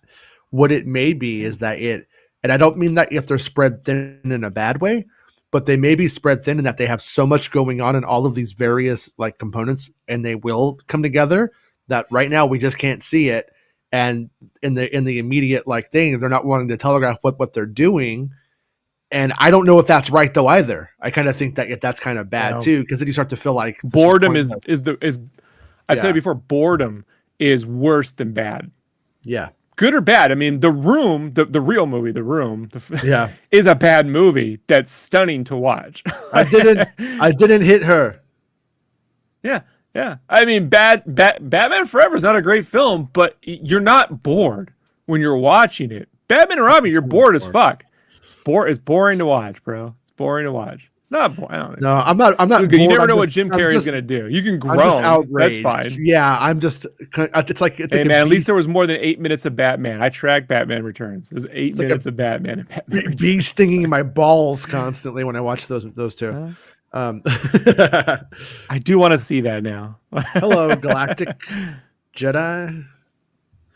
Okay, so I'm just gonna say, yeah. War with the Pikes is here. I mean, we could pretty much sit out the next 2 weeks and we should be right one of them. So I'm just going to put a bet on. No, they'll say that for season 2, motherfucker. No, that's what I was saying. They very well may be doing that. If there is a season 2, by the way, they got to Wrath of Khan this shit. Like, to make another Star Trek analogy, like this is the Star Trek motion picture to Wrath of Khan moment, like analogy. Like, this is the, hey, let's look at the ship for 7 minutes, before we even leave and go on an adventure shit, like, because we haven't seen it in a while. Like, I get it, man, but this is ridiculous. So, yeah.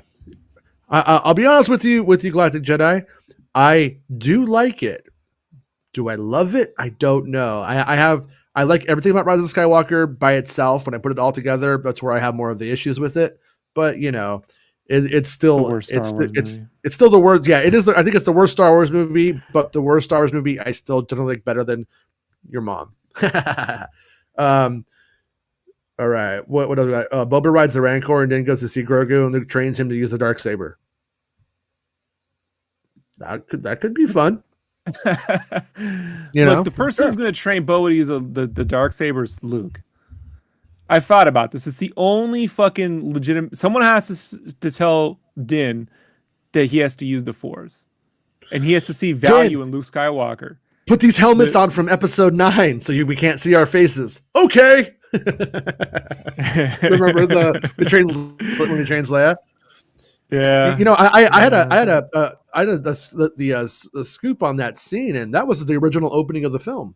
Was that you were going to come down to these 2 Jedi with mask on, and you weren't going to know who they were, and you were going to think, "Is this Rey and somebody? What is this?" And then they did the reveal, and it was Luke and Leia, and then she reveals that she has to stop because she's having a baby, and she has a vision that this baby is going to end up very bad if she continues to do her training.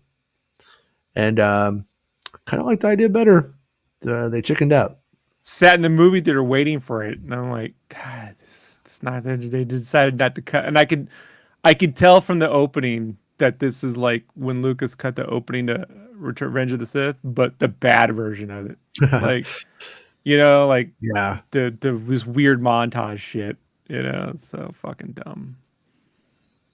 Kanan trains Sabine, Luke trains Din. It rhymes. Okay, George Lucas. We'll have to see. Okay, so one last thing on this question: Boba and Fennec go off world. I kind of say I'm not liking the Fennec Boba dynamic. I'm pretty over it right now. It hasn't been interesting. It's been a bunch of well, you'll see. We can hide. It's not witty. It's like that guy who pretends to be witty at a party, and you're like, "Oh, shut the fuck up, please." That's how it feels right now in my little Star Wars heart. I like her. She's fine by herself. The way that they're used together, it's just not a thing I really want to see too much more of. I hope it goes somewhere interesting. I've like, was it you, Dale, who suggested that she may have been the one who dealt with the Tusken tribe, and we're going to learn about that later or something? I can't remember if it was you, but I like that idea.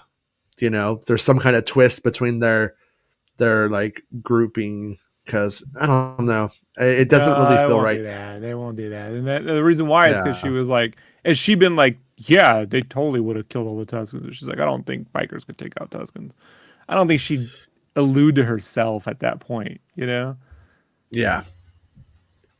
I mean, but it would be a pretty good shocking reveal if it does turn out that she's the one who wiped out the Tusken tribe because she was hired by the Pikes, and that's why she was on Tatooine to get the original job or whatever. I don't remember how. That would be a great turn, but they haven't earned it. If they do that, it comes at the expense of the show and they haven't earned that. That is a weird statement. The earning, I hear that a lot from writers when they say the character hasn't earned this or earned that, whatever that means. It's so non-tangible, right? But you do know when a character has earned something and not earned it. Like it is weird. Like when you see it or don't see it. I've earned every dollar of my non-fungible tokens. Sorry, go on. You've been the one stealing my art off DeviantArt, huh? Did you hear about the Ozzy Osbourne people thing with that? It was so fun. No, I didn't see it. So Ozzy decides to make NFTs probably because his son told him you should make NFTs, and so he does.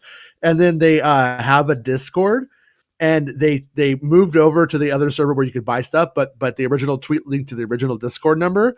Somebody else made a Discord with that same number, and when you went to it, you thought you were on the Ozzy one. And they go, to even be here, you have to confirm that you have a wallet with money in it to be able to buy NFTs. And so all these people clicked on it, and they were basically linking their wallet to this thing that just sucked all the money out. And like 1,000 people got whatever was in their wallets, probably just sucked out of it right there. And then, the libertarians don't want any regulation, right? Well, they don't want any regulation until their shit gets stolen. Then they want the authorities to fucking help them. I'm like, no, you don't want authorities. You want everyone to just do the right fucking thing, you fucking morons. But the point is that if you wanted that picture of Ozzy with the Alamo or something as your NFT, you got your money stolen.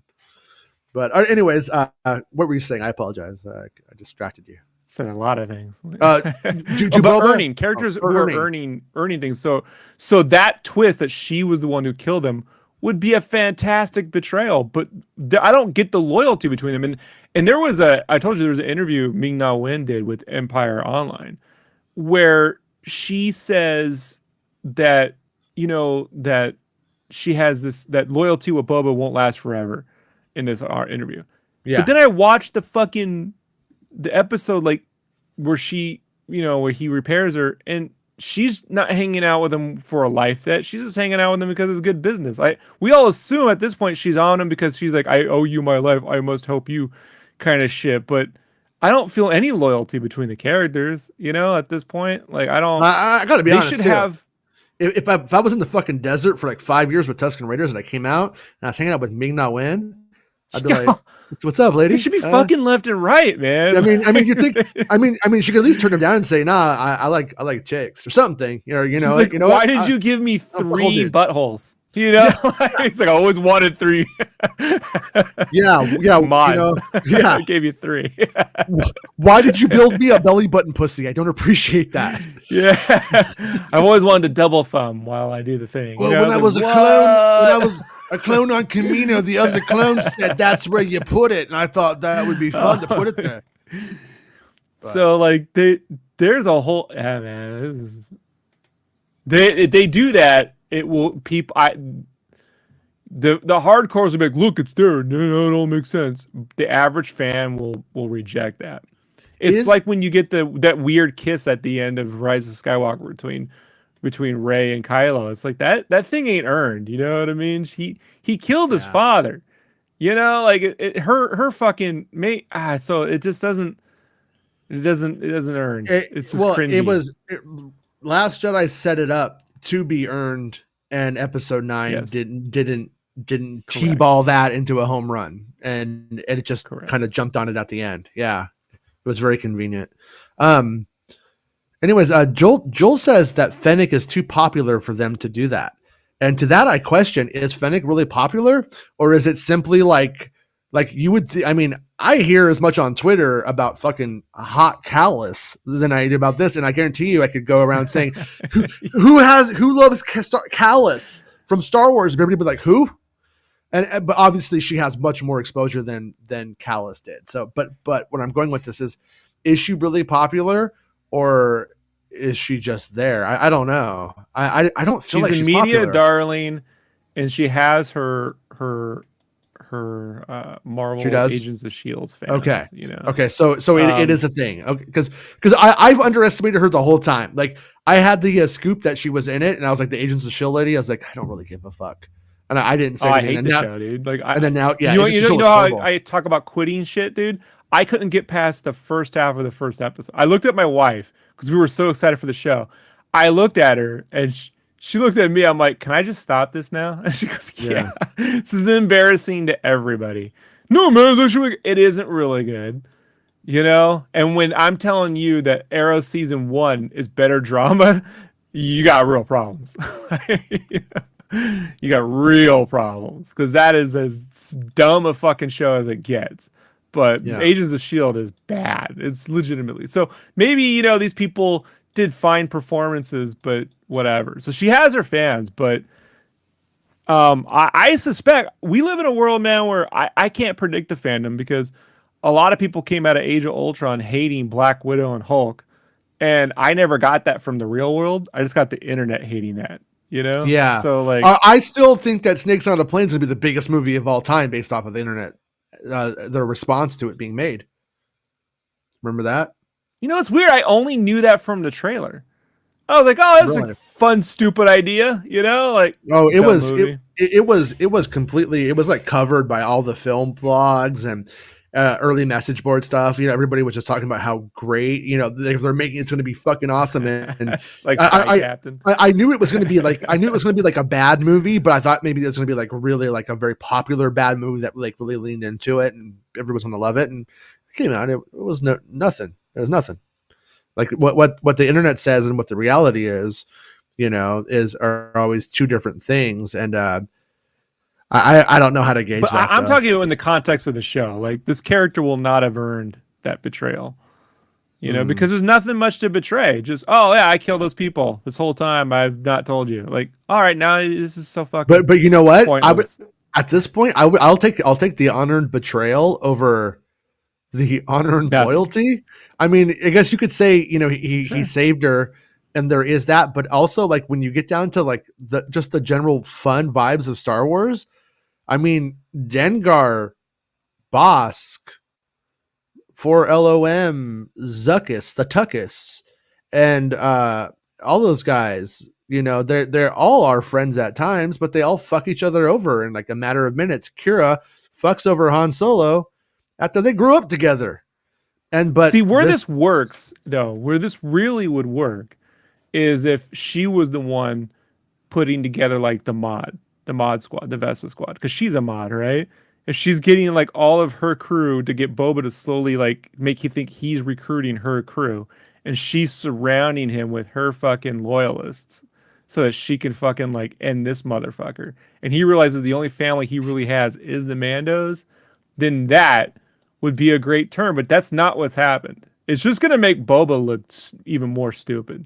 Yeah. You know, and the only lesson that can come out of that is never trust anybody. Well, how can Boba fucking be the savior of Mandalore if you can't trust anybody? Like, that's not, it's not a ruler. You know what I mean? It's not gonna go well. So yeah, I'm just like, dude, all these are fantastic whiteboard ideas, man. I'm excited talking about it, but that ain't the show.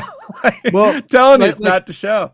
Fennec has absolutely no backstory. She has no history. She has no wants, needs, desires, fears. She is nothing at this point. I've seen her now in 2 seasons of a show. I've seen her in a cartoon, and she is utterly, there is nothing to the character. And it's, maybe they shouldn't have done an episode of The Mandalorian in here, and they should have built her character up if she's important. There's a great context to be saying the flashbacks could have been also part of Fennec Shed's past, you know? Yeah. But the problem is they called this, the worst part about the show is they call it the Book of Boba Fett. I don't know who the fuck came up with this name. They got to be fired. Like, I'm being serious. This is the worst fucking name, because this show ain't a book of someone's fucking life. You know what I mean? Like, it ain't the mafia building up my mafia book. It ain't that take. Maybe they read it, fucking name, and they said they thought of a book of matches and they wanted to burn the script. Yeah, no, I don't know. I like that one, but it's I like that. It's like I said, I'm not rooting against the show, but it's really not. This is a TV show. This is the time where we should be more intimately connected with these characters than we are with the saga films, where you are just like boom, boom, boom, boom, boom, you know? And, but like Fennec right now, she's a one-liner cheeseball. She could be a nice person. She could be a beautiful actor. She could be a great actor. She could be the coolest design ever. But right now it's just so, it's very vapid. That's the only way. Chris O'Donnell had a better character arc in Batman Forever. Oh fuck! Oh fuck! Yeah, it's true. You can't argue with that. So he had every right to kill Two-Face. Since we end up with Mando on Tatooine at the end, which I gotta be honest, didn't make a super lot of sense, but I'll go with it. Why he went there? But I mean, he got the phone call that she had a ship for him, but I mean, like, it's very convenient. And then he's just leaving again, which is once again like, okay, why even do it that way? But Boba and Fennec go off world. I'm just gonna say no. Right now, they don't have a reason to go off world, right? I mean, from the clues, we don't really have a reason, and they haven't so far. And we got to go off world last episode, so I'm gonna say no. No one's jammed communications. She can make phone calls. Yeah. You know. Okay. We see another clone, Rex, Bad Batch, etc. No. No, there will be no other clones in this show. I mean, like I'm hoping it's going to be corny, but I mean, if we just have like, you know, like we have like the Jabba's Palace call center, everyone's like on the phones, like what are they doing? And like, you know, the fucking 8D8's like, got 2 phones on. He's like all wrapped up in the cords and shit. And then all of a sudden you just start to see one like, ringy dingy.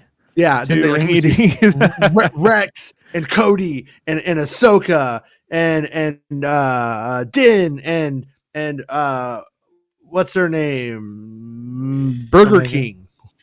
Omega. No, not Omega. She can't come yet. Too soon. But Black Crescenton. Who else? All of those guys. Bosk is like, oh, I'm here to help you, Boba Fett, because you saved my ass at the Battle of Zigzag, Zog. In Marvel like, issue 420. Blah, blah, blah, blah, blah. Yeah, remember when we were with the Black Wookiee and we are friends? Oh, yes, I had all but forgotten about this Wookiee one time ago. Bosk had legendary dream about Star Wars Underworld. It was all a legend, though. It was only dream, not canon. Yeah. All right. And then dreams again. And then he's like, all right, here we go. And then you hear, and General, count me in. And you look over and it's the Tusken mom with the kid. And she speaks English now. What? No, I'm kidding. That'd be so awful. But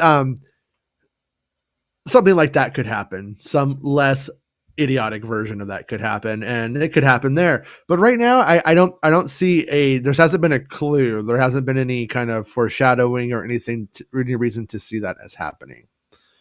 Boba rides the Rancor. If that happens this season, I'm gonna guess it's in the final episode. That might be like the final thing. But do you think it'll happen now? You think we'll get any Rancor training in there before, or I think the show's just gonna be like, fuck it, he just rides it now. He just rides it. Okay. Do you think it's happened? Do you think we should go with it happens in this episode, or do you think we should save it for next week? If we believe he's going to write it, going yes both weeks is going to make us right again on that one eventually. But what would you say? What would you say, Rob? You have been better. 7. You think it's a 7? Okay. Yeah. All right. Boss. Filoni's directing this episode. It's gonna Robert Rodriguez is saving that one. I will take if we're taking who gets to pick the toys, right? Filoni ain't picking the Rancor toy. He's going, I'm going to get that special mail-in order figure no one else has, and no one knows what that is. It's a special figure.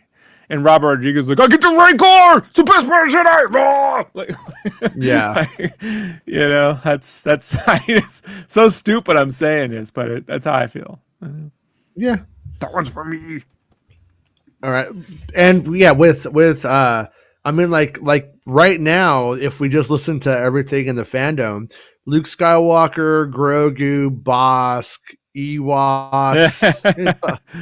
There's not a lot of shit. But bro, look at what we got in the last episode. I mean, if I told you the history of Mandalore, Terminator 2, fucking pod racing like sequence, building a ship, Fennec recruits Bando. Look, when Fennec recruits Bando, it's not deep when you see it, but you say that it implies more depth. You got to be careful when you say something will happen and how deep it will actually be too, right? Yeah. I mean, so maybe Luke is on Endor with a bunch of Ewoks, and Mando's there seeing Grogu with the Ewoks. The Ewoks are like taking care of Grogu while Luke is training him, and then Mando is being trained by Luke, and the Ewoks are all around. But Bosk is on Endor hunting Ewoks, and then he's like, Boba Fett's like, you can't. He shows up to get Din to pick him up because his ship broke down again. And then he's like, you can't kill those Ewoks, boss, but you can kill these spice guys. I don't know. Just trying to make it all make sense. I gotta imagine that we'll just see the Jedi Temple, like, even if it's just a very basic version of that one from The Last Jedi. Well, I gotta imagine like a Jedi hut. I gotta say, episode 9. Episode 9. No, you gotta take episode 9 into account, and they are on what's that planet called? Like Argent class or some bullshit poly class. I don't remember what it was, but it was that Endor like planet with where he's training Leia. Was that Endor in the end? Did that end up being Endor? Fuck, I don't know, man. I don't know what The other planet was supposed to be Endor. It didn't even look like They Endor. No. JJ just kept cloning stuff and making it Endor the other, Tatooine the other, and all that. Because it looks like their rebel base is on an Endor-like planet, but then they go to the moon of Endor. Yeah. So okay, I don't fucking know, man. I hate that movie. Luke and Leia are training on that tree planet, which implies either Luke and Leia trained on the tree planet where the rebels are now hiding in Episode 9, or they were on Endor still. Whichever, but at that time, it doesn't appear that Luke has a temple. I'm just of the mindset that if you have a temple, you have a fucking dojo, and you could train your sister at the dojo, right? But he has the temple. He has a temple in Episode 8 in the flashback sequence. So legit, when Kylo Ren is like 30 years old. Right, so he would have the small version of that. Kylo Ren is Han Solo's sperm right now. Yeah, I'm not saying he has that palace. I'm saying that palace, it would be a small, that location, little hut, and he grows it out. So it's just like the center of it. What I'm saying is Han Solo is packing Princess Leia's vagina with pure out Solo jizz right now. Jizz music. So Din shows up to this hut, and he's like, "Hey, Solo's back there making me some new Jedis." He's like, "I'm getting it done, kid." With context clues based off of 8 and 9 or 7, 8, and 9. Luke does build a temple. He does have it. It is a thing, but it's not necessarily 5 years out when he's out there in the wilderness with Leia, and he hasn't even taken a Jedi learner yet. Like Leia's his first one. I would ignore those scenes for whatever they plan on doing moving forward. I know you say but I'm telling you, they will easily rewrite anything. I don't think Filoni would do it personally. I think Filoni builds all of his daydreams off of context clues that are established. That's how Favreau would though. Yeah, maybe. Favreau would. Maybe. I don't think Favreau would give two fucking shits. Yeah. He's made more money for Disney than JJ has. He doesn't give a shit. Those two, Jungle Book and Lion King made more money than what. Yeah, he did. I mean, come on, man. I'll say Star Wars money. He made him a lot of money, and he gave him the Grogu merch alone. So like that alone, they'll take the merch. So whatever. Well, at the end of the day, it's just going to come down to probably whatever leads to the best climate to capitalize on Luke's Jedi stories in the future. That's truly what fair enough. That's what it should be. That's what it should be. Yeah. But who knows? So when fans go, you can't do it because in issue 178. I mean, shut up. All right. So do what the characters need. Do we know Bosk? Does Bosk show up in this next episode? Look, if they show up, they're all just going to show up the way they did in Empire already there. And we got our crew together, and they're all here, and I got my old Bosk, and I got my old Dengars, and I got IG 69, 67, 68. Yeah. Right? The IG twins, triplets. Ooh, that sounds hot. It does. I mean, we do with that really dumb line, the way that it was written anyways. It is, and its delivery actually. It does promise us that they're going to go hire a bunch of muscle, and then we get Din, and Din could be the satisfaction of that promise. They're hiring him, and then he keeps the money. They still have the money though, so they might as well go and hire somebody else with that money too. I mean, why not get 2 for 1, right? If Din's foregoing his money on it, but the show's fucking stupid, so who knows? And they could pay Bosk in flies, right? Yeah, fucking supplies. Yeah. I mean, maybe they could just give Bosk that fucking Wookiee pelt. Hey, here you go, dude. Gift. Shit. Right? Dude, the fact that he has a Wookiee pelt and Chrysanthemum, I don't know, man. Like, there's the betrayal, You know what would be fucking awesome is if like there's like an alarm sounds and Black Chrysanthemum's like, uh-oh, I must go save my boss, and he runs upstairs, and when he runs in, Boba has the Wookiee pelt on, and he's all, Black Chrysanthemum, it's me, your dad, I'm alive! Well, that's a missed opportunity for that fight, right? When he yanks Boba out, right? Like if Boba had been getting into his robe or something, or he's got he's got like a Wookiee pelt robe, and Chrysanthemum looks like, you motherfucker. That would be badass actually if a fucking they're hiring all these people and then like a fucking gang of Ewoks that have become mercenaries after the Battle of Endor are fucking just like, yeah, we'll do it for the money. Oh, when he said we worked with Ewoks, yeah, that would be great. Yeah, that would be fun to watch. Yeah, I'm okay with Jawas being hairy, ladies doing Jawas, and Ewoks coming back. So, but I think she implied they had hairy dicks. Like, you can take it a lot of different ways. They're getting fur in places one should not have fur. You know, it definitely implies she took the wrappings off and got down with it. But at the very least, boss cameo. So do we say yeah? I mean, do we get that in 6? Do we get that in 7 if it happens? He has to put the crew together this episode, right? I say this episode. I mean, yeah, but I do we have to have these things? I mean, can we have Luke and Grogu and that happen in the same episode? Yeah. Yeah. Okay. We had flashbacks and shit happen in the same episode. Yeah. So why not? All right. You think we're gonna get the Ewok cameo? If we get the Ewok cameo, they're part of him hiring crew. So he'll hire. I think that's the best. And if that isn't in the show, then yeah, man, fucking wasted opportunity. Because I almost feel like these two need to go together now. Oh, yeah. Although not necessarily though. I mean, like because Luke Skywalker, it is logical to put him on Endor and to have him have just remained doing what he's been doing as his his camp or whatever. Yeah, but Din would be going. But Boba said he worked with Ewoks, not Din Djarin worked with Ewoks. So I don't think Luke Skywalker's on Endor, man. I don't know why he would go back to the place where he burnt his father's remains to fucking train Jedi and shit. I just don't see that happening. I don't even know how does Din even know how to go find Grogu? I don't even know that. Yeah, that's why I was saying like he either has to go to the Jedi Temple on Coruscant, right? Because that's a pretty obvious place where like the Republic might be set up. Or that Luke has got, it's tryout days at the Jedi Temple, like Cobra Kai. You could try. What if we got a whole episode with people tried out to be Jedis and we didn't get any of the show? What would be fun is if Luke goes to Coruscant, inhabits the Jedi Temple, but at the same time, I mean, it kind of doesn't make sense because he's not there in episode 8 and 9. 7, 8, 9. It's not part of his temple in those scenes. But that said.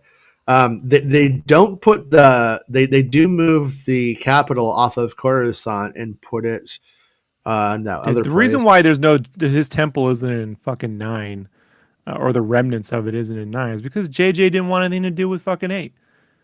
JJ just fucking wrote over Ryan shit. I'm sorry, but that's what he did. And that's one of those things where I said the first thing I would want to see is Rey going back to that fucking place where all that shit went down to if she can force back and see the past, that would be the place to go to find out what really happened. Because I've gotten Luke's side of it, I've gotten Kylo's side of it. I need to go and see and feel what actually happened there, with clear eyes, but JJ won't ever build off other people's shit because he's like, it's all my toys. It's my toys. My fucking he's the one that takes all the fucking toys home. And you're like, you motherfucker, we were supposed to play toys today. He took all of his shit.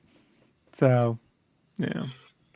Yeah, I don't know. I don't give a shit about playing nice with JJ's fucking toys, bro. Yeah, no. I'm with you there. Like I did always imagine no matter whose kid she was, that she would go back to the remnants of that place, and then that it would tell a story about who she was, and that's how she would discover who she really was. Because that's Rashomon. Was it Rashomon? What's the one with we see the different points of view in the Kurosawa? Yeah, Rashomon. Yeah, that's where I thought they were going with 8. Like Ryan and them were taking it toward a Rashomon thing. Like no, I actually wrote that. It was really funny. In grad school, what was the book called? In grad school, I did this crime class that I had to do, and I was really good at it. And but one of the things that they went into was the Rashomon effect. And actually, when I was doing spoilers for 9, I wrote, or was it 8? One of them. I was 8. I wrote all about that because I was like, yeah, they're doing a Rashomon kind of thing here. And then I started to see all of these, people saying the Rashomon effect and writing it. I'm like, you didn't go to my grad school. You guys, you know what I mean? They're like literally we're saying like the term and just lifting it from me. That I lifted it from an academic. Well, I just conjured it up because but it is. I was looking through the lens of Kurosawa, right? No, it is. It is. That is literally the Rashomon effect. Ben sees it one way. Kylo sees it. I mean, Ben sees it one way. Luke sees it another way, and then the truth is somewhere in the middle. It's that whole. It's building off the Obi-Wan from a certain point of view, right? Like, but if we actually could turn a certain point of view into a real plot, with revealing shit. I'm not saying both sides had a point. Like, no, both sides saw things from a bias. And what is an unbiased viewpoint? Like that's an interesting take. I don't know what this fucking has to do with Boba Fett anymore, but there ain't no Rashomon in the book of Boba Fett. I can assure you that. It was never gonna. It was once episode 8 was done and it moved on from there. It was already fucked up. But had they planned it out, it would have made a lot more sense for Luke to have gone and found this heir of Palpatine. And then we're like, whoa, this is going to be a powerful person, and we should train her and help her rather than kill her like I planned to do with my fucking nephew. Maybe this time I should fucking make good on not murdering because I just assume shit. I'm always seeing the one version of the future that will always exist, right? But it would explain why the bad guys want her from the very start, why she's not with her parents anymore, all of that stuff. Correct. And instead it was. I mean, it was okay. It just wasn't very inspired, It wasn't inspired. Mm-hmm. All right. So Ewok cameo, do you want to go yeah or no? Yeah. Okay. Because I assume it's tied to the bounty hunter recruitment. So would a corporation such as Disney want to put Luke Skywalker and Grogu in so that way they can give Grogu some new sexy chainmail lingerie with Luke Skywalker and sell that at Target? It's the only thing that explains why he wasn't murdered by Kylo Ren eventually. I will be very happy if we are wrong. Cobb Vanth. I'm going to say Cobb Vanth is in the last episode. Personally, hey man, the Rangers of the New Republic could show up at any fucking time. So yeah. So who knows? Maz Kanata. I'm still no on Kanata personally. No, I never bought that. Unless, Santa. I don't know if he acknowledged it, but Santa keeps saying like I said, Maz Kanata's castle is in this show. I saw a castle wall interiors for Cassian, and people kept saying Maz Kanata was in this show, and it might only be because of the Battlefront 2 shit. For all I know, because that Boba Fett banner's in her fucking castle. Boba Fett banner and fucking is. And everybody else's mythosaur. And that's why they keep saying that. Well, like, Slave 1 is in Battlefront. Slave 1 is in Battlefront 2. That's why. And that's utterly irrelevant now. We know that doesn't fucking matter. Palpatine's, and you can run around everyone in Battlefront 2 and murder. No, but they actually included the ship as part of that. But what if, I'm just going to throw it out there. It still doesn't make sense with that. But what, could Din go to Maz Kanata to find out where to find Luke and find Grogu? It could be a stop and chat. Oh, it's fuck! This is shit. Stop and chat. That actually is the only one that makes sense, right? How does he find? He go to Maz. Now I gotta take it all back. Wait, you're saying yeah? You're saying no? Now I'm saying that is the only thing that makes sense. How Jin could find, or Din, whatever fucking name, how Mando can find Luke as he goes to Maz. Maz would know where to find him. But here's the problem with that. He could have just gone to Maz at any fucking time and be like, how do I find this fucking, you're old, look at this fucking thing. Where's his race? If that's what they do, he could have done that in season 2 at any fucking point too. It's okay, Santa. So, I'm just saying it straight. So, do they go for they hadn't thought of it, but we thought of it this time, we'll do it? I'm going to say no. I'm going to say no, Maz. I got to stick to my guns and say no, Maz. Say no, Maz. Yeah. Okay. Yeah, no, Maz. No, Maz. No, Maz. No, Maz. No, Maz. All right. Kira. I'm saying no. I told you if that is true, it's a fucking tag at the end of the show at best, and no one will care. When I say All no right. one, I mean no actual fucking regulars. Star Wars Right. casuals will give two shits. So if we are putting together the team, Filoni's directing the next episode. If Cad Bane is in the show, it would be the next episode. It would stand a reason anyway. Sure. Let's just give it a yeah. Han Solo. I tend to think now Filoni's directing the episode because of the Luke shit, and not because of Cad Bane shit. Then Han Solo could be at Maz Kanata's castle because they are friends, and Din shows up and is like, "Hey, I need to find Luke," and I heard that you're here. I have to take a stance. I can't be JJ and just change my fucking. No, I gotta lock in here. Yeah. I gotta go.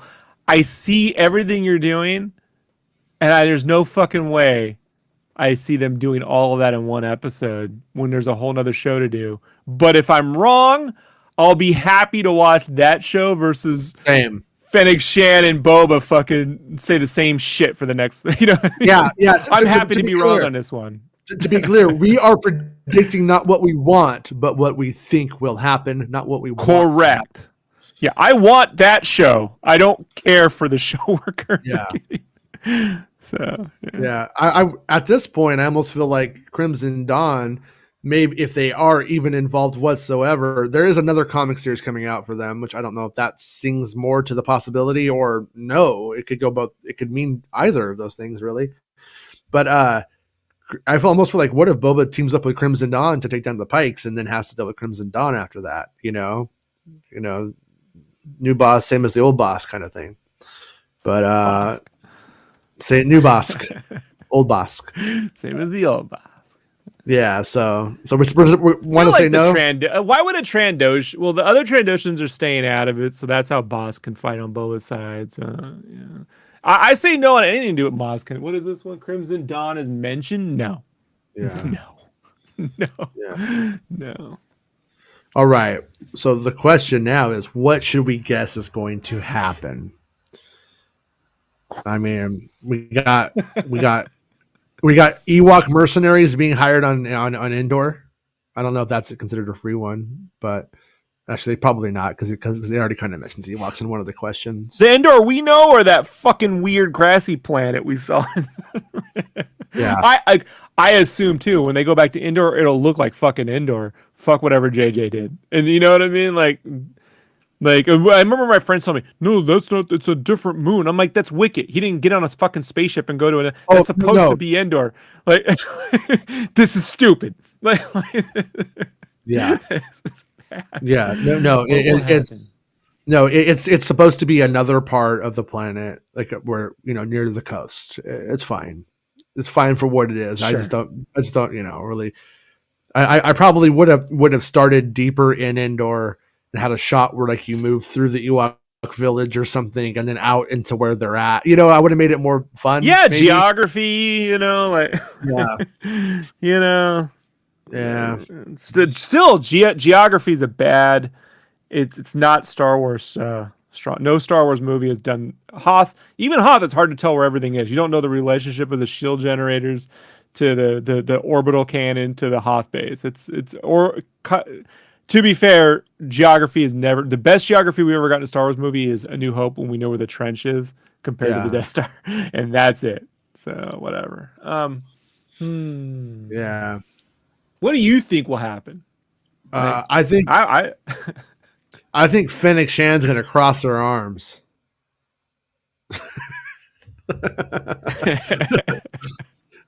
Shit, you got me on that one. Hold on. Maybe the chat could help us. My freebie is R2D2 will be riding shotgun with Din.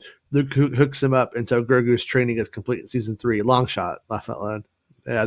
If they hadn't put that cap on the ship, then that would have been like, ooh, R2 could get stuck with Din for a time, and that would have been fun. And I would have loved that idea. You know, I was always cool with I mean, there was a time when they were starting these Star Wars story films where I thought R2 and 3PO may end up being characters in all of it. They may like find ways to have had them bouncing around from owners to owners, and we were getting this other side little C story, if you will, about how, you know, R2 and 3PO end up in all these different places without very much explanation. I would have been happy with that. I would have been fine with it. And if that happened here, I wouldn't have minded it, but I don't think it is, because they put the little dome on. And personally, I know everybody goes it so they could put Grogu in it. And maybe Grogu will be like, oh, you got a new ship, and he'll take him around, fly him around in it for a minute, and they'll have fun. Maybe there'll be a cute little moment like that. But I do think that the dome is also in there because everyone keeps saying he can't bounty hunt. He could literally put any fat guy from SNL painted with blue face paint on in that thing, and it's going to be hilarious. And well, that told you when I was writing my own little fan thing, and I had a guy. The ship I made ended up looking just like the bounty hunter ship in Attack of the Clones. I had the two long. All I did was say, take the front end of the Falcon, extend it out, make a single seater ship. You know what I mean? And you got this cool little fucking like bounty hunter ship. Except that the problem I had was you're putting his cargo in behind him, and I was like always like stuck between like, okay, if he's bounty hunting, then this guy could reach up and slit throat you. You know what I mean? It was always like do you put a cage behind there? It's hard to see the character when you got a cage behind there. If it's clear glass, it's hard to see that. Then you got to do a force field thing. So that putting them in a separate canopy where, you know, it's got a bubble top and you could see him back there looking over and, oh my God, or talking shit is a good idea. It solves a lot of the geographical problems of putting someone you're supposed to be capturing, right? In a room with you, you know? right. Because we've seen that in Mando, the very first episode when he's got that fish dude in there and the dude, you know, gets a hold of shit or tries to run around. Like, it doesn't go so well, you know? I was considering the idea if they had put Strangers with Candy in the back part with him. I was like, would that have been funnier, or would it have taken away from the majestic flight? And I was like, probably would have taken away, but I would have done it. All right. So okay, we need to come up with a very final okay. I hope it's more than a necklace for the Mythosaur pendant. I kind of wouldn't be surprised if we end up having Grogu become the actual like guy with the dark saber and a Mandalorian. It just because they do mention that guy was a Jedi Mandalorian, that concept. Grogu is the person to bring it back. And if you remember when they made Yoda evil, or when they've done like, you see like concept art of Yoda people who were like more not like, if Yoda's your 90-year-old Japanese Mr. Miyagi kind of dude or something like that, like, you know, in the forest, what does that guy look like at 29, you know? And like Grogu, they may have a rad design up their sleeve for it. It may be fucking bitching. Like if they go that way, I kind of wouldn't be mad if they went something so outlandish but rad as that. But I wonder if Fennec undersold muscle to Din. He's going to come back as a full out war. He thought he just had to scare a couple of people. That is true. He might think he's just going to go to that water baron, watermonger guy, and shake him down or something. But in the end, he's going to go fight the Pikes, which is pretty big. And it either needs to get. Well, they haven't made the case for that in the show, how big they are. They told me, but I haven't seen it. So yeah. I understand. I've only seen them once in the cartoon. I thought they look cool. I don't think they look anything like the cartoon in the show. And honestly, they're in Solo, a Star Wars story as well, in the mines. I don't. Okay, but it doesn't. Yeah. You know, like these are all. They haven't. I remember the Imperial Guard more than I remember these people, and they did nothing but stand there. You think about that, you know. So however they've done it, they haven't sold these things as a threat. I'm not saying they aren't, but they haven't. The conductor was more of a threat on that train to me than the Pikes, to be perfectly honest. I mean, you know, like, so I haven't seen it yet. Yeah, well, throughout not in Book of Boba, but throughout everything, you do get the sense that the Pikes are a powerful criminal thing. You don't just go fight them in one day. It would be like going and fighting all of the Hutts. It's the same thing. But in this show, they haven't really shown them as being more than like, I'm chilling here as a fish man. And they definitely seem more threatening in the Bad Batch. I'll give you that. You know, like yeah. And they had the eyes, the little glimmer eyes in the visors. Yeah. They did. It's cool. It was cool. Yeah. All right. So all right, we got it. We got to come up with something here. We got to come up with a good one now. Got to come up with a good one, you guys. I feel like we're getting close, but we're not really there yet. Yeah, I don't know. I'm just gonna say, Boba. What does Boba Fett do? What would Boba Fett do? Okay, how about this? Boba Fett learns to ride the Rancor this episode. Does that seem like a good guess? Are we gonna see him? Fucking time, man. I know, but also. Him just saying I want to learn to do this and then knowing how to do it all of a sudden at the end is also kind of cheap ass bullshit too. So it's like either way, it's kind of stupid. The way it's gone. Yeah, I know. We're up against the wall here. Okay, fuck it. Malakili returns. That's our answer. Who's Malakili? The Rancor Keeper. Oh, and he's like, that's "What? How you train a Rancor?" Yeah, but boom, we're done. Chapter 6 has been recorded. You don't have to support that. I don't support it. I don't buy that one. They're not gonna. Trejo, he'll kill Robert Rodriguez if he. Trejo versus the Rancor Keeper. There's like fighting about who's the ultimate Rancor Keeper. That's like the whole episode. Directed by Dave Filoni. You're like, why? Why did this just happen? It's so bad shit crazy now. I believe that will happen, and no one will see that. No one will see that coming. Yeah, or he dies of, or like I said in Star Wars Santa's show today, he dies of diabetes, and that's why Danny Trejo is the new Rancor Keeper. Only had started intermittent fasting. The Rancor Keeper could have had another 5-10 years, maybe.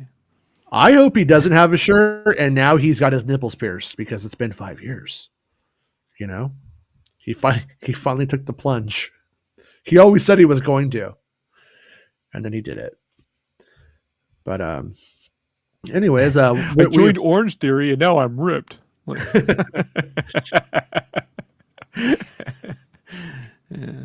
Stupid Star Wars. I love you, Star Wars. Well, all right, we did it. We'll be back on Monday morning at 11 a.m. talking about Star Wars and things in the Star Wars universe. And yeah, I'll probably think of something really good and want to change my thing and like write Star Wars Santa and be like, I have this idea, Santa. What if Malakili has nipple piercings now? Can you please go into the form and change it? And he'll be like, no. He'll be like, no. He's gonna no, I can't. Too trendy. It's too trendy. Yeah. But anyways, yeah, I strangely, as much as the show has sort of annoyed me and does questionably weird things so far, the fact that we're on episode 6 and I still have no idea where it goes is sort of fun in the moment. Maybe in the long run, and maybe like, oh God, what a disorganized piece of shit. It is a little bit fun though right now to be like, fuck, what's gonna happen? You know, on one hand, my take. Yeah. Gotta give it that, you know, and I think that's the healthiest, fun way to take this shit right now. But Dell says no midweek changes.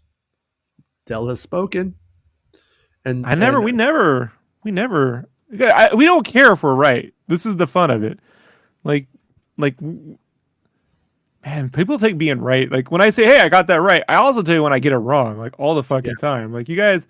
This isn't here to like, I'm not here to validate my worth to you by being right here. You know, it's like, I think we're going to go this way. Oh, you were wrong. You don't know what the fuck you're talking about. All right. But I bet you I could get a gig doing this and you can't. So like, shut the fuck up. You know what I mean? Like, so like, you know, whatever. It's because I'm not a fucking asshole. You know, like you got to have fun with it. It's fun being wrong too, right? Yeah, I don't think Dale was saying that though. I think Dale was No, just not like, Dale, but I got some people came at me hard who after the say it first, wrong. second episode, first or second. Yeah. Yeah, and I was like, chill out. Like, you gotta. It's fun to be wrong, especially when you're wrong on like a. There's no fucking way I could have ever predicted the Naboo starfighter would have gone with the building and the pod racing and the up in the air. Well, I got to be honest. I mean, with my spoiler track record of when I read something and it being right, I got to say a lot of the times it's because I was literally wrong, not because I wrote a wrong report, but because I asked the right questions and proposed the wrong ideas. And someone's like, you know what, dude? I got to be honest with you. Book of Boba Fett's not going to make any sense at all. There's Naboo starfighters in it. Okay, thanks. I mean, that's a made up example, but that's kind of how it usually happens. If one of you guys knew, for instance, that Maz Kanata's castle is in it and Han Solo's there, and that's how they get to Luke, and then I'm like, they're not going to Maz Kanata's. Maz Kanata, she's a pirate queen, and then you're gonna show up and you're gonna be like, actually, they do, and here's why it happens. So stop sounding stupid, and so it kind of pays off to be wrong. But oh, and by the way, one last thing though, because I don't like being overly negative, even though it's kind of hard lately. I do love that Dane is constantly getting pulled over. It is kind of funny that, I mean, I got to be honest, he gets pulled over a lot. It is kind of a funny thing that kind of keeps happening, and I guess it's maybe it's funny to you if you're a white guy and you don't live in America. That's Mark Bernard's stance. I mean, he was like, I don't like seeing the Rebel Alliance be turned into space cops. I'm like, but that's what happens when you become a government, Mark. Yeah. You know what I mean? Like, they're no longer a Rebel Alliance. Like they now have to like patrol space lanes and keep transport open and do this fucking stupid shit and that is. And I don't know if you've been following the whole thing in Iraq for the last 20 years. It doesn't always go so well. I don't know what you're talking about. America, fuck yeah. I'm going to be on Star Wars Center show on Monday morning, by the way, before I'm on this show. Oh. Yeah, I do his show pretty much every Monday. That's why you're so like tapped out when we talk and you're like, fucking hate everything. I'm like, oh, I'm so tired. Those poor elves. Those poor little green elves. And you're like, what are you talking about, man? And I'm just like, I can't talk about it. I have to see my therapist. And I just turn off the computer. And then we're like, my dietitian told me I have to stop going on Star Wars Santa show because all we do is drink maple syrup. Yeah. and make crazy predictions and get into arguments. It's not good for my stress or my health. Honestly, I became an alcoholic drinking eggnog on Star Wars Santa show. And I had to stop going. I do love watching Will Ferrell eat all that junk food in Elf. I don't know why. It's normally not something it's just so disgusting. When he puts and watching Mary Steenburgen just laugh at it is hilarious, Yeah. Yeah, it's good. All right. Well, shit. Mark Hamilton's all, yeah, if Lando got pulled over, it'd be a different story. Yeah. But out here in Southern California, like one of the things that the cops actually do, because most of the girls I've dated throughout my life have been of Mexican descent, and more than one time, the moms have complained to me that you have to have your insurance and all that shit like totally ready to go all the time, because if they see a car that isn't brand new with a brown person in it, the cops know if you pull them over, that's a good ticket. So they like literally profile people in Southern California based off of that alone. So yeah, but at the same time, if everybody knows, Pedro Pascal grew up in a neighborhood about 20 times richer than I. Yeah, but than any place I've ever lived. Yeah, he was Johnny Lawrence as a kid. I mean, Arrested Development literally takes place where that guy lives. If you've ever watched Arrested Development, he's a Bluth, like literally. And his dad actually gets in trouble and flees to Mexico and shit. Totally a Bluth. But Star Wars Center says, and if Han gets pulled over, he dumps his cargo level. Yeah, true. Throw the weed out the window. Hopefully they don't find it. But okay. Anyways, see everybody. We'll see everybody on Monday. And thanks to everyone for hanging out with us and for being a Patreon supporter and a channel member and liking the video and subscribing. I should tell you that stuff earlier in the show. I always forget. But thanks, Star Wars Santa, for reminding people to like the video. That is appreciated. Bye, everybody. Bye, Rob. Bye. It's not about spaceships. Making Star Wars Show.